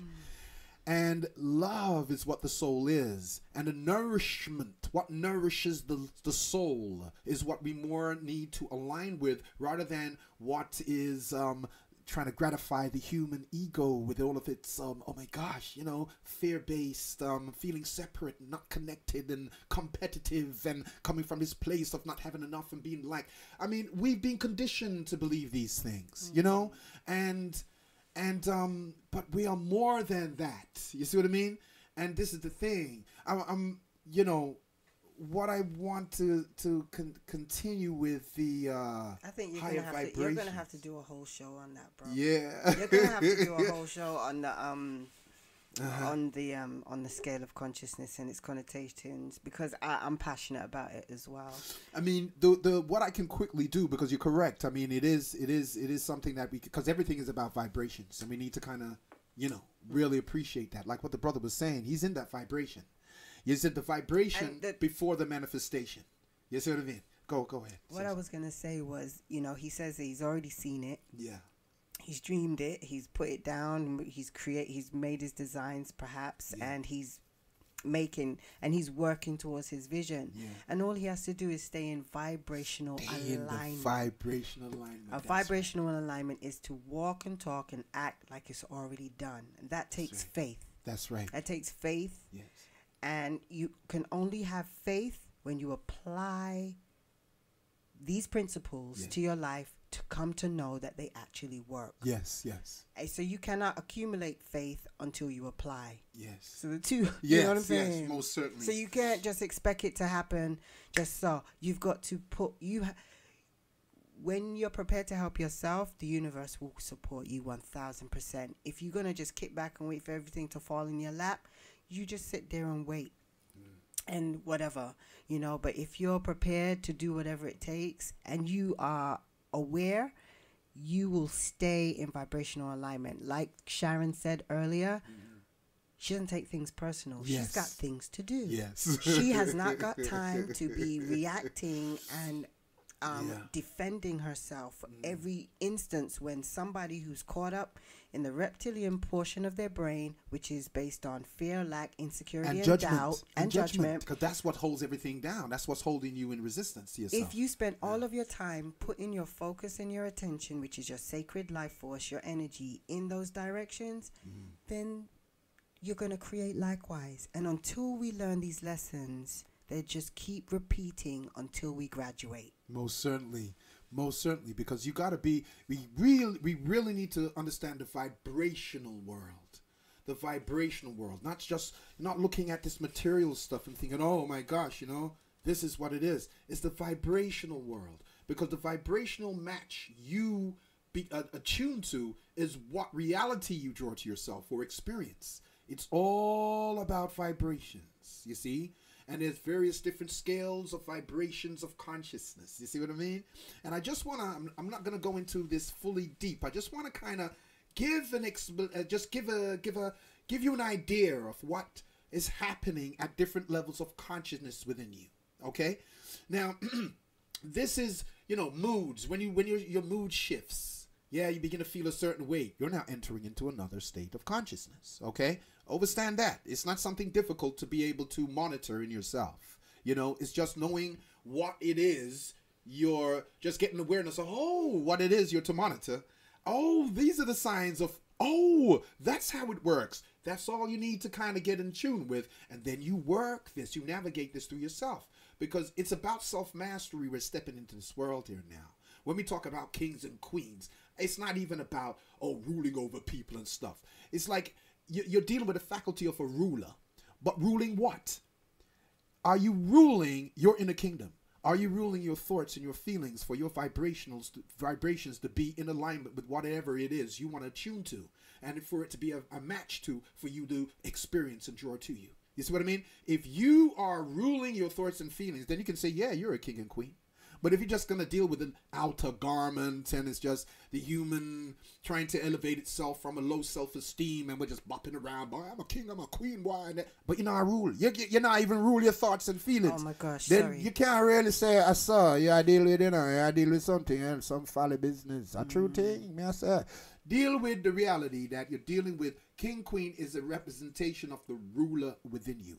And you should be ruling your inner kingdom, your vibrations. This is what we're working towards becoming more masterful in. You see what I'm saying? There's something you get triggered to what I was saying. You know what I mean? You talked about self-esteem. Yes. And that too is improved with knowledge of self. Yes, yes. Because we don't know that of our capabilities and what dwells within us and our potentiality, we feel so inferior. We feel like we're laden with all this guilt and shame and not feeling worthy, not realizing that those thought forms actually hold us back. Ooh, let me all right, let me bounce off from that, because this is what I wanted to kind of break down for a little bit. Now, when we're talking about the shame and the guilt, apathy, you don't care, you don't feel for nothing, apathy, yeah, fear, desire, anger, pride. Now check this out. When you're moving up, yeah, because we can start from the higher, which is really where we must all begin. But the fact that we're raising our vibrations here, right, out of the human limitations, the human consciousness arena, into the spiritual consciousness of our soul, right? It's interesting to know. It's useful. It's very valuable to know what's going on inside of yourself. Okay. Now, I said something last Tuesday about the human ego, and I said when people are in the human ego, they're in their heads and their heart is closed. Now, if your heart is closed, you contracted, you cannot receive the matter from heaven. This is analogy for the truth of higher consciousness of yourself to flow into your consciousness. Yeah. So when you're in the human ego, the heart's closed down. Okay. But when you surrender this human ego by acknowledging, well, this isn't who I am, this is a servant, and I'm going to give it up for, I'm surrendering it to the higher consciousness, intelligence of myself, my soul, then you begin to open your heart, you see. Now, when your heart is opening, and the more it expands, the more you can receive that matter from heaven, which is actually the light of the higher consciousness intelligence of your soul. And now you start to expand more in spiritual consciousness, or you're expanding in soul consciousness. And you're now able to fill up with more light. But as this light now comes into you, it's going to bring up the old programs and the conditions of the human, the human preoccupation. And this is when the principles we were mentioning just before the call, like how you go into this. You have to become the observer, okay? The witness. You even hear that as a term in the old gospel church. Can I get a witness? Yeah? Can I interject? Sure. We have to recognize that the personality and the ego is just a neural net in your brain. Hey, look at that. Yeah, it's just a neural net. Can we just, it's a neural net. That's just it is. Yeah, that's it's just a what small, like, fingerprint area in your brain. Look at that. That's used to being cerebralized upon. That means, like, you spend a lot of time there. All of your whole life journeys in there. Everything you know, everything you do is all in that fingerprint. Mm-hmm. And it's used to being cerebralized. It's lit up all the time. So then you go and meditate, or you do a focused discipline, or you read an enlightening book, or you listen to a radio show with Siayome and Jahdusha, and you get all this new input. And you're like, wow, yeah, this is really interesting. The personality and the ego is going to be like, girl or boy, yo, you can't listen to that. That's some old whack stuff. How you going to be talking that? That don't make no kind of sense. What's real is your bills. What's real is this. So when you know that this is just a fingerprint neural net. Now with focus, this is how important focus is. And when you realize that it's not easy to change your mind, it's not easy to change your focus, you realize this is a muscle you have to build. We're prepared to build aesthetically, look after the hair, the nails, the muscles in the body, get them squats going, make sure the bum's nice and juicy. But the brain is all floppy. It's not being exercised or stimulated or cultivated or nurtured. It too has to be fed. It too has to be exercised.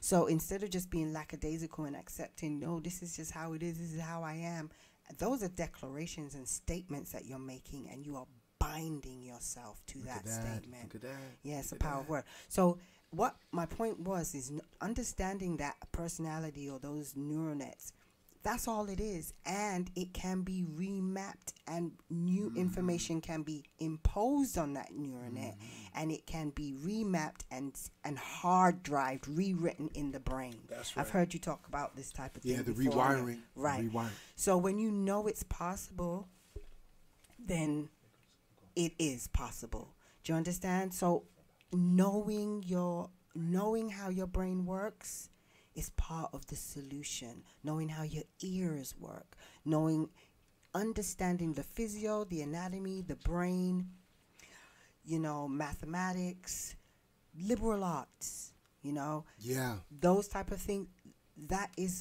Those are the seeds that are going to open you up and educate you, bring what's dormant within you out into expression. It is what it is. Absolutely, absolutely, absolutely. Yeah, I just wanted to echo that fact that, Yeah. when you know that it's just a small neuron in your brain sounding like the devil in one ear and the angel in the other. You have to learn to listen to your higher self, That's your right. angel on your shoulder. You've got to let that voice speak up. You've got to let it be heard. We all you hear that voice saying, yo, you ain't supposed to be eating that white bread. It just binds you up, makes your belly bloated, and you poo like rabbit pebbles. Come on, man. But it tastes so good. The other is like, it tastes so good. I know about this because I have a relationship with bagels and butter, right? Sharon knows all about this. But it's about that self-discipline. And until I'm ready to embrace that change and really evolve, grow, and develop, that's a very minor example, but you're alone inside your head. Nobody can change your mind or govern your cells but you.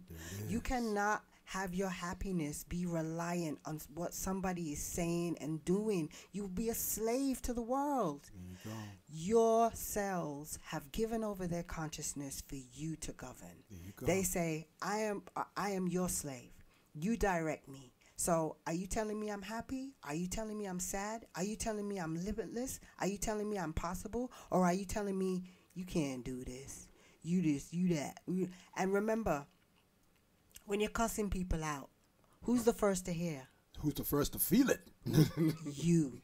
Being filled with hate, you're causing atrophy to your cells. Atrophy. You are taking yourself out. So anger is like drinking a bottle of poison and expecting somebody else to be sick from it. There you go. You understand? Yeah. So we just have to come into this awareness and really help ourselves. Do your research. Ask yourself, if you want to know where to start, sit still, turn everything off and be like, Lord, what will you have me do? See what comes through. And remember, this Lord is your soul. Nothing outside of you. Because this is where we got to really understand that the conditioning and the personality, the ego personality is about out there. So you're always transferring your energy away from yourself. You see what I'm saying? And you need to know that the only thing you are giving anything over to, when we're saying surrender, serve God, is to serve your soul. Not some ideology you being indoctrinated in the church and all of that. You see, even the subtlety of Yeshua ben Joseph, aka Jesus, the story of Jesus and what have you. He said, I and my Father are one. There you go. Yeah. And when he died, he was resurrected. Everybody's so focused on, he died for my sins. But what about when he resurrected, honey? What about when they went to the tomb and there was no one in there? What about, and what about all of his children and his legacy? And he said that we too are able to manifest.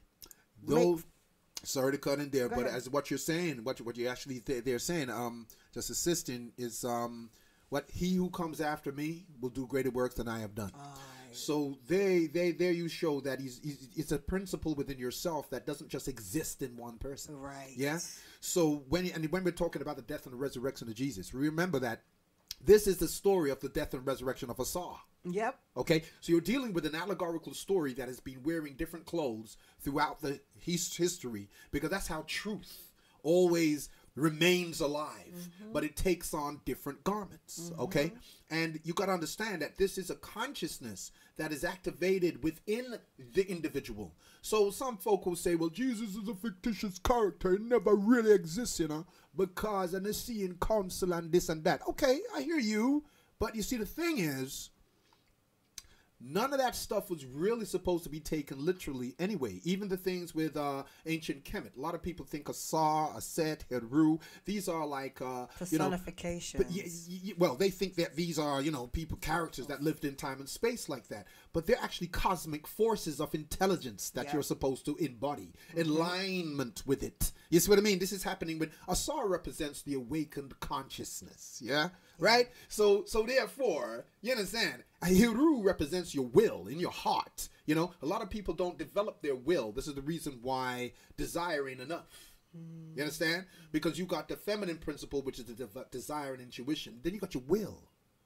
You see, your will is what makes you focus your attention upon that which you desire to fulfill. Without the will being focused to direct the energy, not much is going to happen. You see what I'm saying? Right? So this is where the masculine and feminine work together in harmony within your soul makeup. But the human personality here now, which is the ego, the artificial self, the force I, you know, keeps you confined and contracted so you don't open up to the highest truth in you. You see what I'm saying? So we must know that, you know, so this is what I was going to say about the vibration. Some people, listen, right now, if you got a pen, take a pen out, write this down, okay? Now, we're dealing with rates of vibration. Remember, everything is vibration and energy. Stop looking at things in such a materialistic way. Look at the energy behind that or within that exists before you get the physical, tangible manifestation or materialization. You know, even materialization is showing you the fabric of vibration is now cloaked with the material. The brother who was said he's a clothes maker, but all of his clothes is originating before they manifested in the material he's going to use. It's in his consciousness. You see what I'm saying? This is where, as a vibrational realization, idea, you know what I'm saying, conceived in consciousness. I could go into about the Immaculate Conception and what that really is about. You see what I mean? But the thing is, when you're dealing with vibrations, shame is at 20 hertz per second. Very slow, right? Guilt is at 30 hertz per second. A little bit faster than shame, but it's slow. Apathy is at 50 hertz per second. Now check this out. Apathy is faster than guilt. Gee, look at this. But that's just saying you ain't got no feelings for that. I don't care. I don't care about nothing. You know what I mean? Indifference. Right? You're this idea of indifference, but funny. But anyway, I could go into etymology because I just trigger off with that. But the thing is, so you got apathy, which is 50 hertz per second. Then you got grief, which is vibrating at 70 hertz per second. Yeah, 75, I mean. Then you enter into fear. So fear is 100 hertz per second, right? Vibrationally. Now, fear is at least faster than shame. Shame is real slow. Well, fear is good because you check this out. You run to get away from. Yes, fear. Well, they say behind fear on the higher level is excitement. Okay, they said the soul level is excitement you're really feeling, but the human ego, which is like, oh, I want to keep it contracted, is fear. You see, an impetus, right? So then you move into desire. Just to desire something is 125 hertz per second. And then you enter into pride, which is 175. Anger, which is 150 hertz per second. Then pride, which is 175.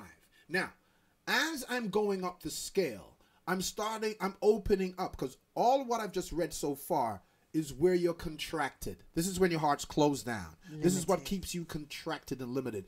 These kind of feelings, those thoughts that generate those feelings, these are contracted states. Okay? So we're talking shame at 20, guilt at 30, apathy at 50, grief at 75, fear at 100, desire at 125 hertz, anger at 150. Now, pride is 175. But this is still contraction.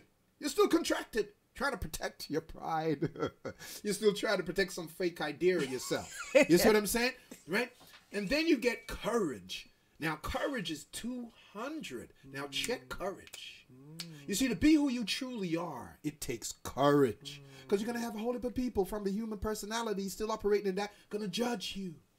They're going to judge you. They're going to criticize. They're going to be projecting all of what they got. Look what I just said going on. Sometimes those projections are a reflection of what is in your subconscious mind. True. So how you deal with it. Until you deal with it, will those experiences dissipate? Very true. But this is where it comes from the ego projection of judgment and so forth. Yeah. But within yourself, we all have to clear up that judgment, that the more feeling you're of okay separation with it, in yourself. the more it dissipates. Yeah, because you're not gonna really be bothered. The more you start moving into now, love is where you want to get to, right? Well, you're skipping neutrality. No, I'm gonna get Oh, there. sorry, I'm gonna bro. get there, Sorry, baby. bro. It's all right. It's all right. Let me sit, See, Bob. love is where you want to get to, but before you get there, yeah, is, as I said, courage is 200. And why you need courage to be yourself? Why you need courage to make because courage comes from the word core. Core is a Latin word for core. Okay. And it's always related to your heart. You see a lion with a king crown on its head, and the heart shape, courage. Yeah. Well, it's about connecting to the core of you. Okay. The core, the heart, the center, the source. These are synonymous words. Okay. So courage now it takes to be the more expanded light of you. You see, a lot of things is backward. Yeah. And I'll explain what I mean by that in a second if I do recall to go into this. But you see, courage at 200 hertz per second. Then you got neutrality, neutral. To be neutral is good. Because you're neither, this is like being the observer. You're just like, okay, there's no judgment on what you're observing. There's no for or against it. You're kind of open. Yeah, or what one can say, you're equanimous. You're kind of balanced. You're that place of neutrality is a good place to be. However, you can't remain there. You can't remain there. But check this out. That's even vibrating higher than courage. Because you see, you're not taking anything personal, and therefore you're not attached to anything, and nothing can attach to you. You see what I'm saying? Which is not of you. You're just neutral. You get what I'm saying? Now, willingness. I said about the will. Yeah? That's at 310 hertz per second. Now, a lot of people don't develop their will. When you say, I can't help how I think. No. You got a little thing to do, and you're not consistent with it. You need your will in there. You see what I'm saying? So we need to develop the will. But we're not really taught about, hey, you need a will. And if you're talking about will, it's usually a personal ego will about, you know what I mean? I forget mine. It's also about being willing to let go of certain things. Oh, good one. Good point. And that's the attachment and the detachment piece where like, oh my gosh, I've always done this. Oh my gosh, this is mine. This is me. This is what I've always done. This is what I've always known. And I'm not willing to let it go. I'm not willing to embrace the changes. There you go. Because you don't really know what's on the other side. This is so nice. All of my senses are taken care of. When you watch The Matrix and the guy says, oh my God, this steak, even though it's not real. It tastes so good. We have to be prepared to acknowledge that the steak is not even real. And you came here to remember yourself. And are you prepared to take that next step? Are you willing? Willing to let go of the illusions. Willing to let go of that which is holding you back from your greater self. You see what I mean? So thank you there, Jahdusha, because, that willingness to let go is very important. And that is vibrating at 310 hertz, okay? So we're going up the scale here. As you're going up the scale, you're entering into expansion now, okay? So your heart's opening up. From courage, you're beginning to open up. Neutrality, you're opening up some more. Willingness, more. Acceptance. You're not trying to modify something for what it is. A lot of times you just have to accept something for what it is. It is what it is. and accept it rather than trying to, oh, I got to make this something other than what it is. You're trying to modify, use your mind. You're trying to use your mind to modify certain feelings, for example, rather than just accepting certain things for what they are. So you can betterly be able to deal with it rather than trying to fight against what is. You see what I'm saying? And sometimes it's about accepting yourself as well, looking in the mirror and actually self-acceptance. Yeah, I like me. And if you don't get to, you know, I've learned to love my little love handles. The other day my mom was like, oh girl, you've always had a little belly. I was like, no, I don't. Yes, I do. And I love my little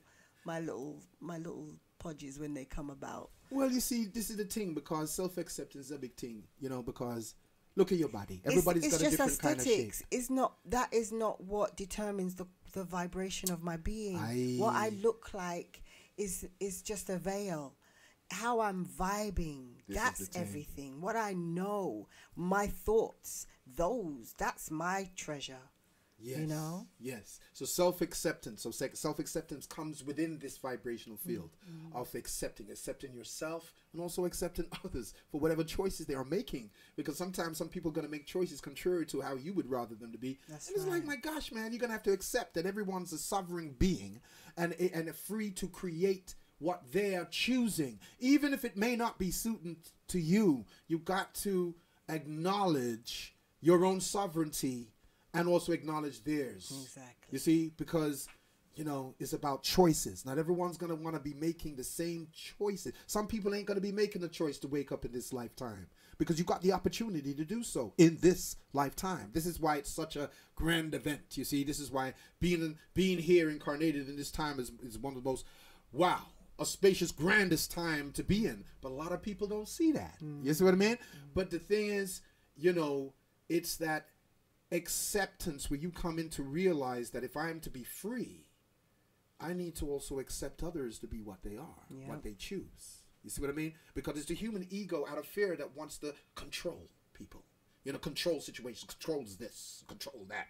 When it needs to actually surrender and allow the bigger boss that knows the bigger scheme of how everything really runs, which is your soul, the higher consciousness of you, to occupy this vehicle, to express itself through, to take charge. You see what I'm saying? So there has to be that willingness and that acceptance to be able to do so. Yeah. So as you're moving in these scales of vibration, you are expanding. So what's opening you up now when you get into reason? A lot of people, they won't even reason. You know, there's cognitive dissonance going on a lot. A lot of people just want to hold on to the program of what they believe and don't even want to think through it. You see? Because if you start thinking through it, there will be a battle that starts to commence. Because the ego's been, woken out of its dormancy. And now it's thinking, I'm going to get kicked off my throne. I'm going to have to do some stuff and drop some tactics here to try to, distract you, divert you off away from who you are. Yeah, you literally do create things that will, like, attempt to distract you or take you off of your focus. Yeah, but reasoning is about contemplation. Yeah. And it's about having these conversations rather than just talking about where you're going on Saturday and what your nail color is and the new mascara.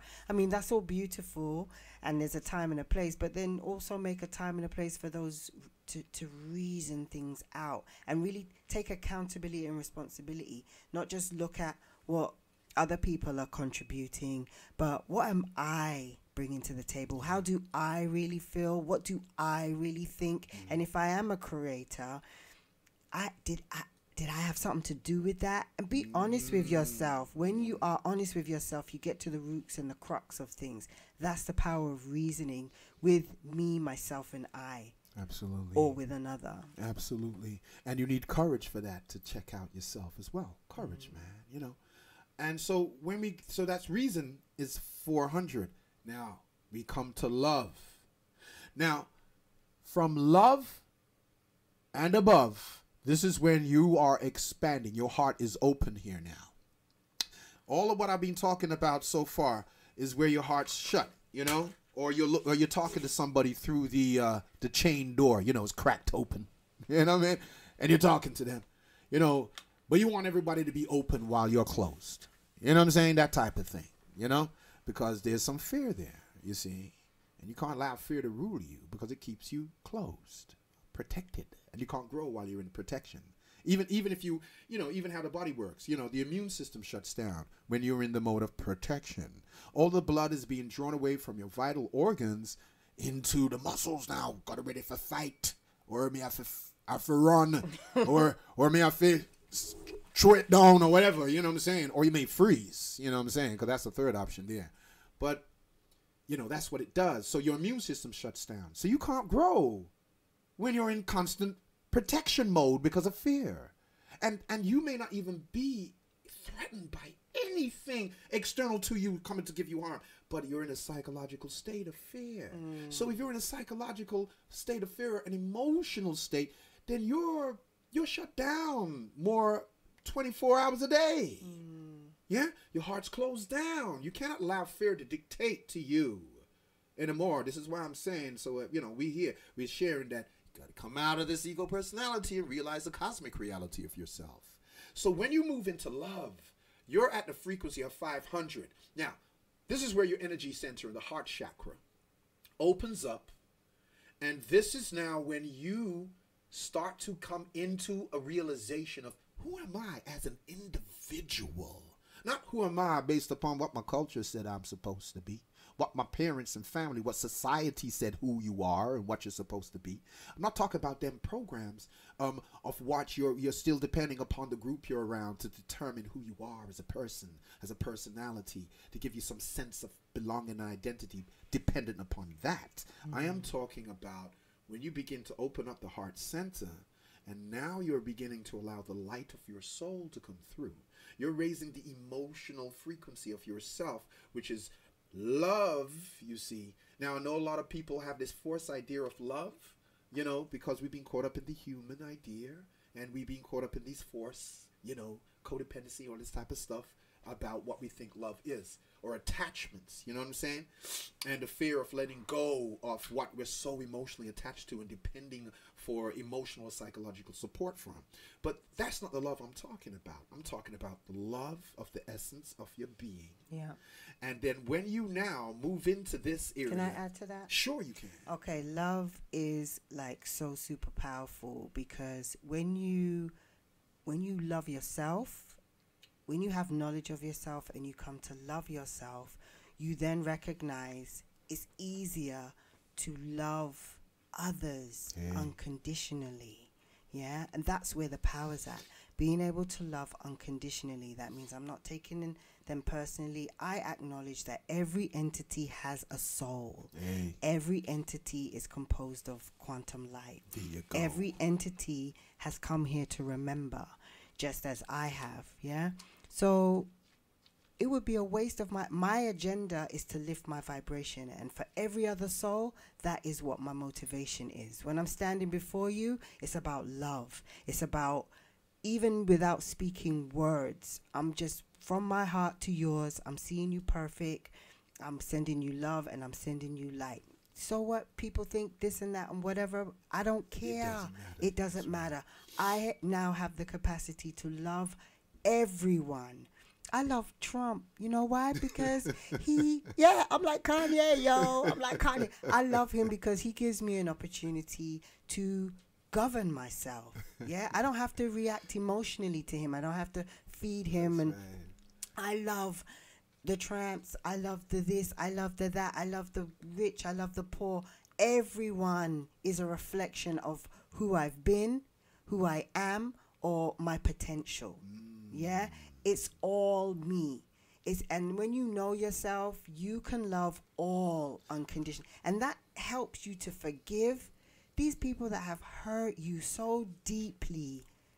You then realize, oh my gosh, they're like a caged bird. Your soul is like a bird in a cage inside your body, wanting to just be acknowledged and to fly the coop. Right, you understand? So that the vibration of love, it permeates, it purifies, it heals. Yeah, and it helps you to let go. It helps you. Your body just becomes enlivened, and you see things so much differently after you've moved through those reasons, the willingness, the acceptance. You step into love and you're like, yo, my gosh, yo, all this time. And it's expansive, y'all. Yeah, it's the because whole you've been thing. carrying around all of this baggage. You know that song by Erykah Badu, Bag Lady? You've been carrying around this baggage of all these, and woe is me, and my father left me, and my mother this, stories. and these people told me that, and all my Scripts. life I've been this, and we have been holding on to these things with a ninja grip. And the body, because we haven't even talked about alchemy. Yeah? Oh, well. We haven't talked about the alchemy of these emotions. These emotions have vibrations.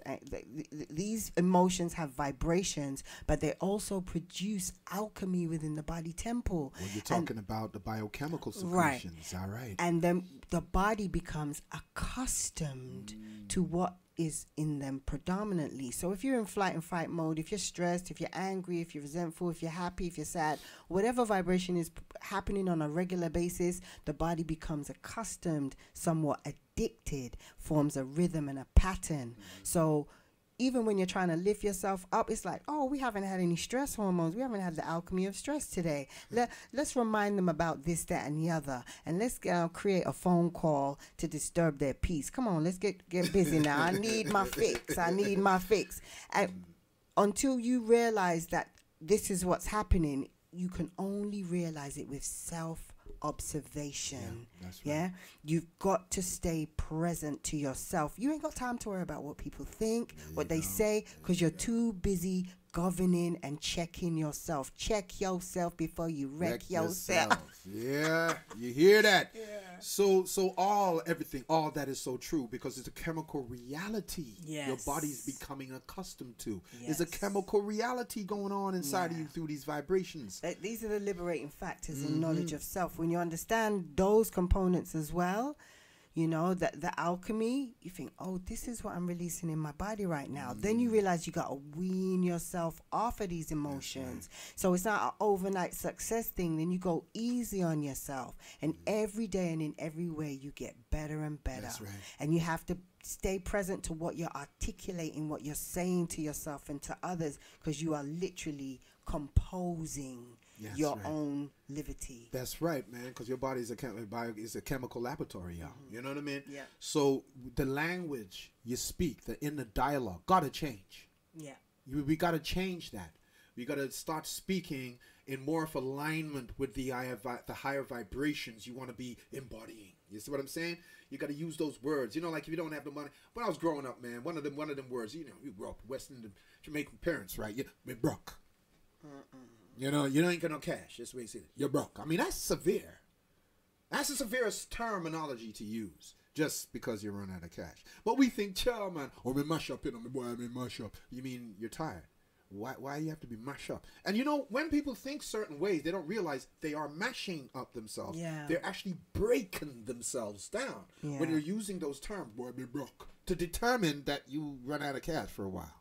You know what I'm saying? These ain't adequate language. As you begin to expand, you realize you cannot hold and use the same language that you're communicating with yourselves, right? You're giving these messages to yourselves with that language, okay? That talk. So you need to change it. This is where now, as I'm saying, you reach to love and you start opening up. But check out, love ain't the highest vibration. Love is what opens you up to yourself. Love is what opens up your heart to your soul. This is why I say love is the soul's purpose. This is why this whole show, is about love is your soul's purpose, and how loving we got to be to ourselves to graduate, you can say, out of these lower contracted conditions to then open up like a lotus, okay, and allow the sun rays, okay, the soul rays, the light of higher consciousness, intelligence of you, to begin to now fill every cell, okay? So this takes love to open you up, yeah? Love opens you up. Love of yourself, this is what we're talking about. Not the needy love, you know, not the codependency stuff I'm not talking about that. I'm talking about higher consciousness love of your soul. So this vibration is 500 hertz per second. But check out, you go above that and you got joy. Now check this term. You see, joy is at 540. And you may have heard the term enjoy yourself. I think it was Grover Washington. Was it Grover Washington Jr.? No, it wasn't Grover Washington. It was this poet. What's the brother's name, man? Oh, man, can't recall it at this time. But he was even breaking down his joke about enjoy yourself, y'all. And you notice they always tell you enjoy yourself. They don't tell you must go out and enjoy everybody, because you can't enjoy everybody. You can only enjoy yourself. And the word enjoy means within. E-N means inside. So you have to tune into the joy in yourself. Enjoy yourself. And you can only enjoy others who are also enjoy with themselves. But you can't enjoy anybody else. You can only enjoy yourself. You see what I'm saying? I am effortless joy. I am. And you see, when you're not enjoying yourself, then you have to create these pseudo versions of it. So I got to get drunk, pissed off, got to grab up some, go out there, get in, you're in, come on, man. You're big people, and we're still trying to do stuff like when we were teenagers in early 20s in the clubs and you know what I mean, just out there. Yeah, man, I go out and enjoy myself. That's what you need to enjoy yourself. You can sit down in your own spot, all with you, and be in full joy. Real talk. Right? Because joy is a vibrational frequency of you accessing of your soul within you. You don't need nothing outside of yourself to be in the joy within yourself. You see what I'm saying? Now, this is higher than love, y'all. This is the bliss energy. This is the orgasmic vibration frequency. Yes, I'll use the word orgasmic. Yes, orgasmic, y'all, because this is the bliss feeling. Okay? Orgasmic. All right? And then you move higher into peace and compassion. Man, that's 600 that's 600 hertz per second. And then you move higher than that, which they call enlightenment, which means the light within your mind. Again, the word N. Yeah, this prefix of the word N is within, endocrine, envelope, engage. You know what I'm saying? You're in there. See? You know what I mean? So enlightenment means the light within your mind, which begins to shine as the light as the light of awareness, of the conscious awareness of your soul begins to illuminate your mind. Now that divine consciousness is piercing through this human personality, and you don't realize it, you don't see yourself in the same way you would have seen yourself before when you were in the sleep, dreaming that you was a man, some human. When you wake up and you realize, oh, you're the dreamer. You're no longer identifying with the dream. You're the dreamer. So now the dreamer's woken up, and now that awareness of self is what the consciousness, the divine essence of you is now penetrating, piercing the human mind with its own light, and you realize the divinity of yourself. Right. Yeah? Now you're in full expansion, and your job is to stay expanded. Well, once you're up there, you pretty much know that you're invincible and that you are the master and lifelong student, and you can permeate all situations with your vibration. Like things just change for you, and what you hold important changes as well, and how you interact with people, it just changes. And you just alleviated of not being bogged down with all that noise of worrying about this, that, and the other, because you know that when you look at it, you contribute towards it, so you don't have to look at it anymore. You actually been liberated with the fact that if I complain about things that are not going right, I'm actually helping to keep it in place. We spoke about Mother Teresa or whatever, and that she wouldn't go to an anti-war march, she would go to a pro-peace. It's all about your intention, and it's all about what you're giving your focus and attention to. If I'm going to go to a march, it will be about increasing the peace, or how to increase the peace, and to teach our young people about themselves, liberate them. Stop trying to say, oh, come to me, I'm going to save your day, or come to me, I'm going to heal you, or come to me, I'm going to... No, love. Empower people. You empower people by letting them know and giving them permission to empower themselves, that within them, they are their own book. They need to sit down and read their own book. They need to pay attention to what's on their own mind, govern their own mind, nurture and feed their body temple, nurture and feed, and notice how you're feeling. How are you feeling? How are you vibrating? Because how you're vibrating is what you're attracting. You stay woke and present to that, your life will unfold amazingly. Yeah, but it's your care, it's your attention, it's your choices. You got free will, but you're not free of the consequences of your choices. There you go. There you go. That's the truth, y'all. That is the truth. You see? Action, reaction. You know what I'm saying? Cause and effect. They call it karma, but it's just cause and effect. It's the laws of nature. Once you understand the laws of nature and you abide and live by them, you're home free.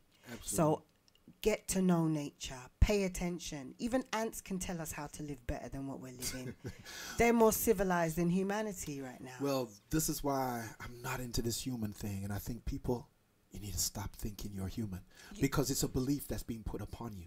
That word has only came around in the 18th century, and then it was used, the 13th century Greek, humus, meaning dirt, soil, ground, okay? Now, we're gonna have to wrap up a bit, but I'm gonna play two tunes. I'm gonna play one tune, right? After this, then I'm gonna play my outro. But when I'm gonna play my outro, we're just gonna say good shadow hour or good night, whatever, right? But it's good just to end or just round everything up, because we're talking about love is your soul's purpose, and everything we have been sharing here. Because I'm not really into about teaching. The human level will say, oh, you're teaching or you're learning something.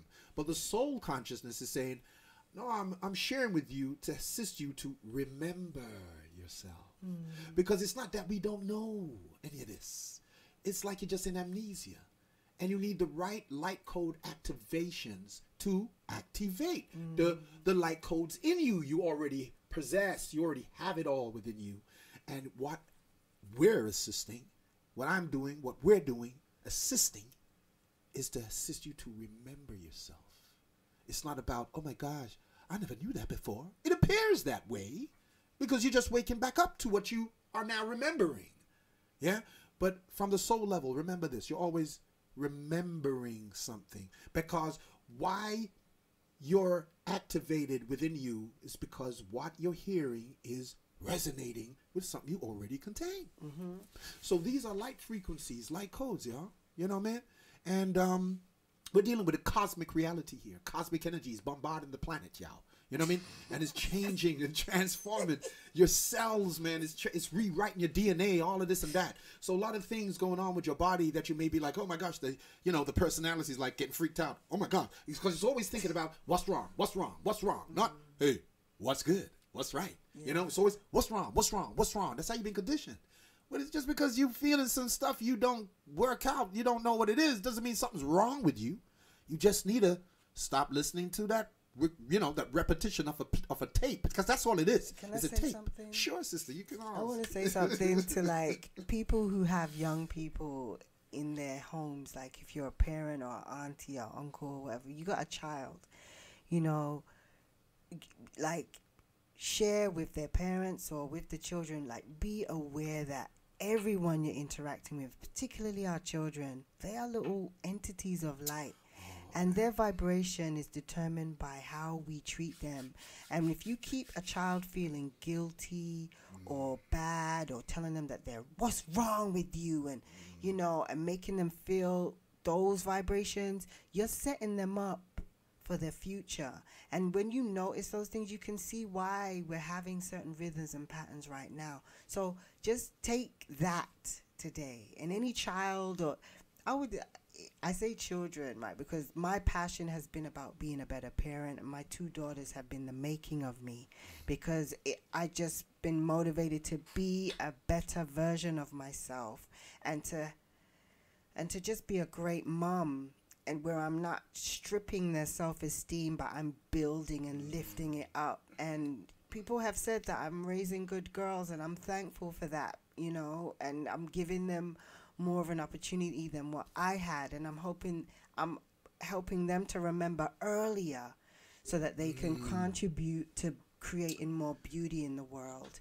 Yeah. So I would just like to echo all of these things we've talked about. Consider the children and how they're vibrating, and teach them these type of insights. Yeah. Yeah, and giving them accountability and responsibility for themselves as well. 'Cause I say to my children, like, so what's in you that created that? What do you think is inside of you that, made that happen?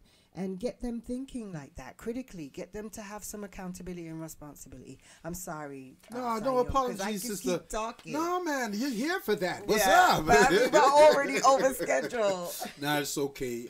This evening we can go a little bit over. So we've done this. So everything you said exactly on point. Because you see, just one thing I will add to that is that, you see, I think we need to give our children and ourselves a broader sense of who we are. You need to realize you're a universal being. Because when these children go out into the world in order to connect and communicate and relate with other folk, if they got this narrow idea, perception of themselves, based upon, come on, man, you're just going to tell them about you and your bodysuit.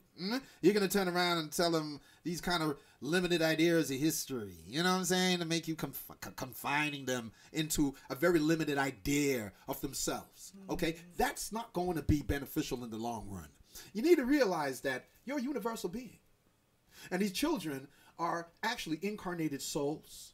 And when I was growing up, I was told that, you may house a child's body, but you don't house a child's soul. And your child may come through you, but not from you.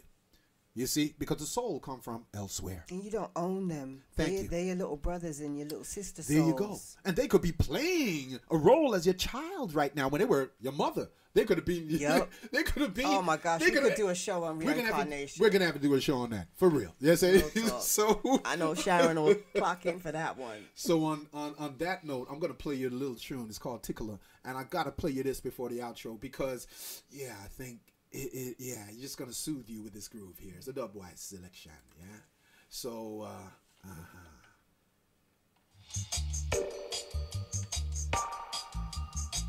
all right, let me pull that up. Let me pull that up because it never start proper. So here we come again with this ya tune. It's called 9 Years, and it's from basically the artist is Tickler.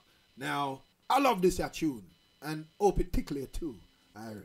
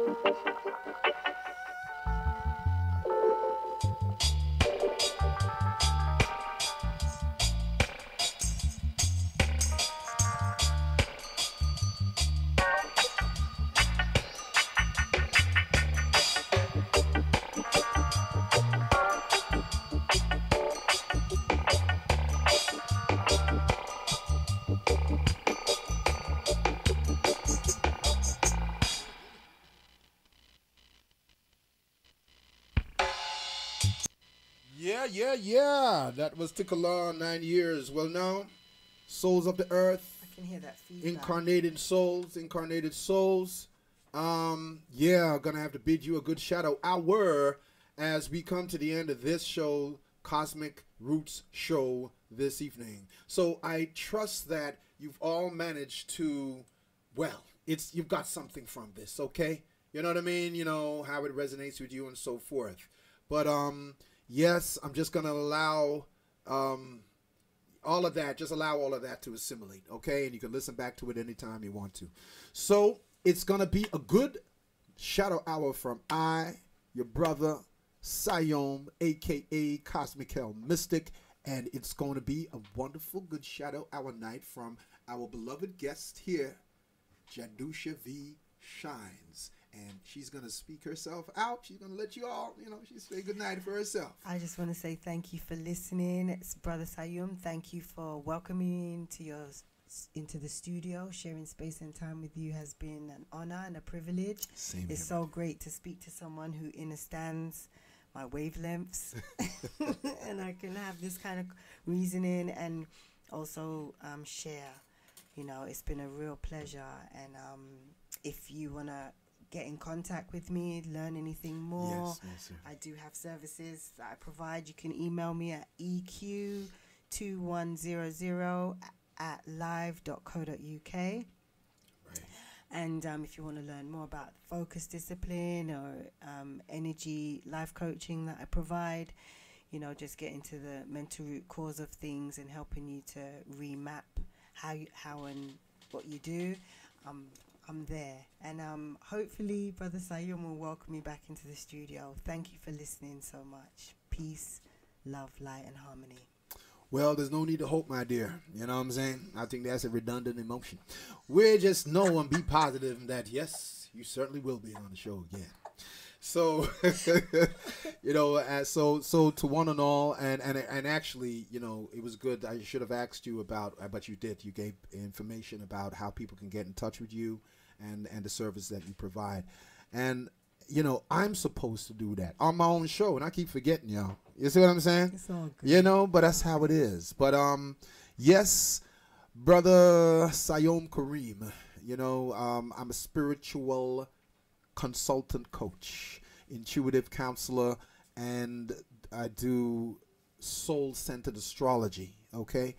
So, this is my reading and we can yes, I said I was going to do so. So, you can get in touch with me via the email, which is cosmic.inner.energyflow@gmail.com. Yes, it's a real email address.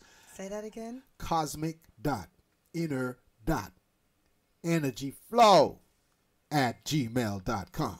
Okay, so you can get in touch with me there. And yes, as I said, my service is spiritual consultant, coaching, intuitive counseling, soul-centered astrology, and I specialize in realigning or facilitating, I should say, assisting ones to remember their soul connection and their soul purpose. So, on that note, it's good night from us both. So, here's the outro, the instrumental of my track. All right.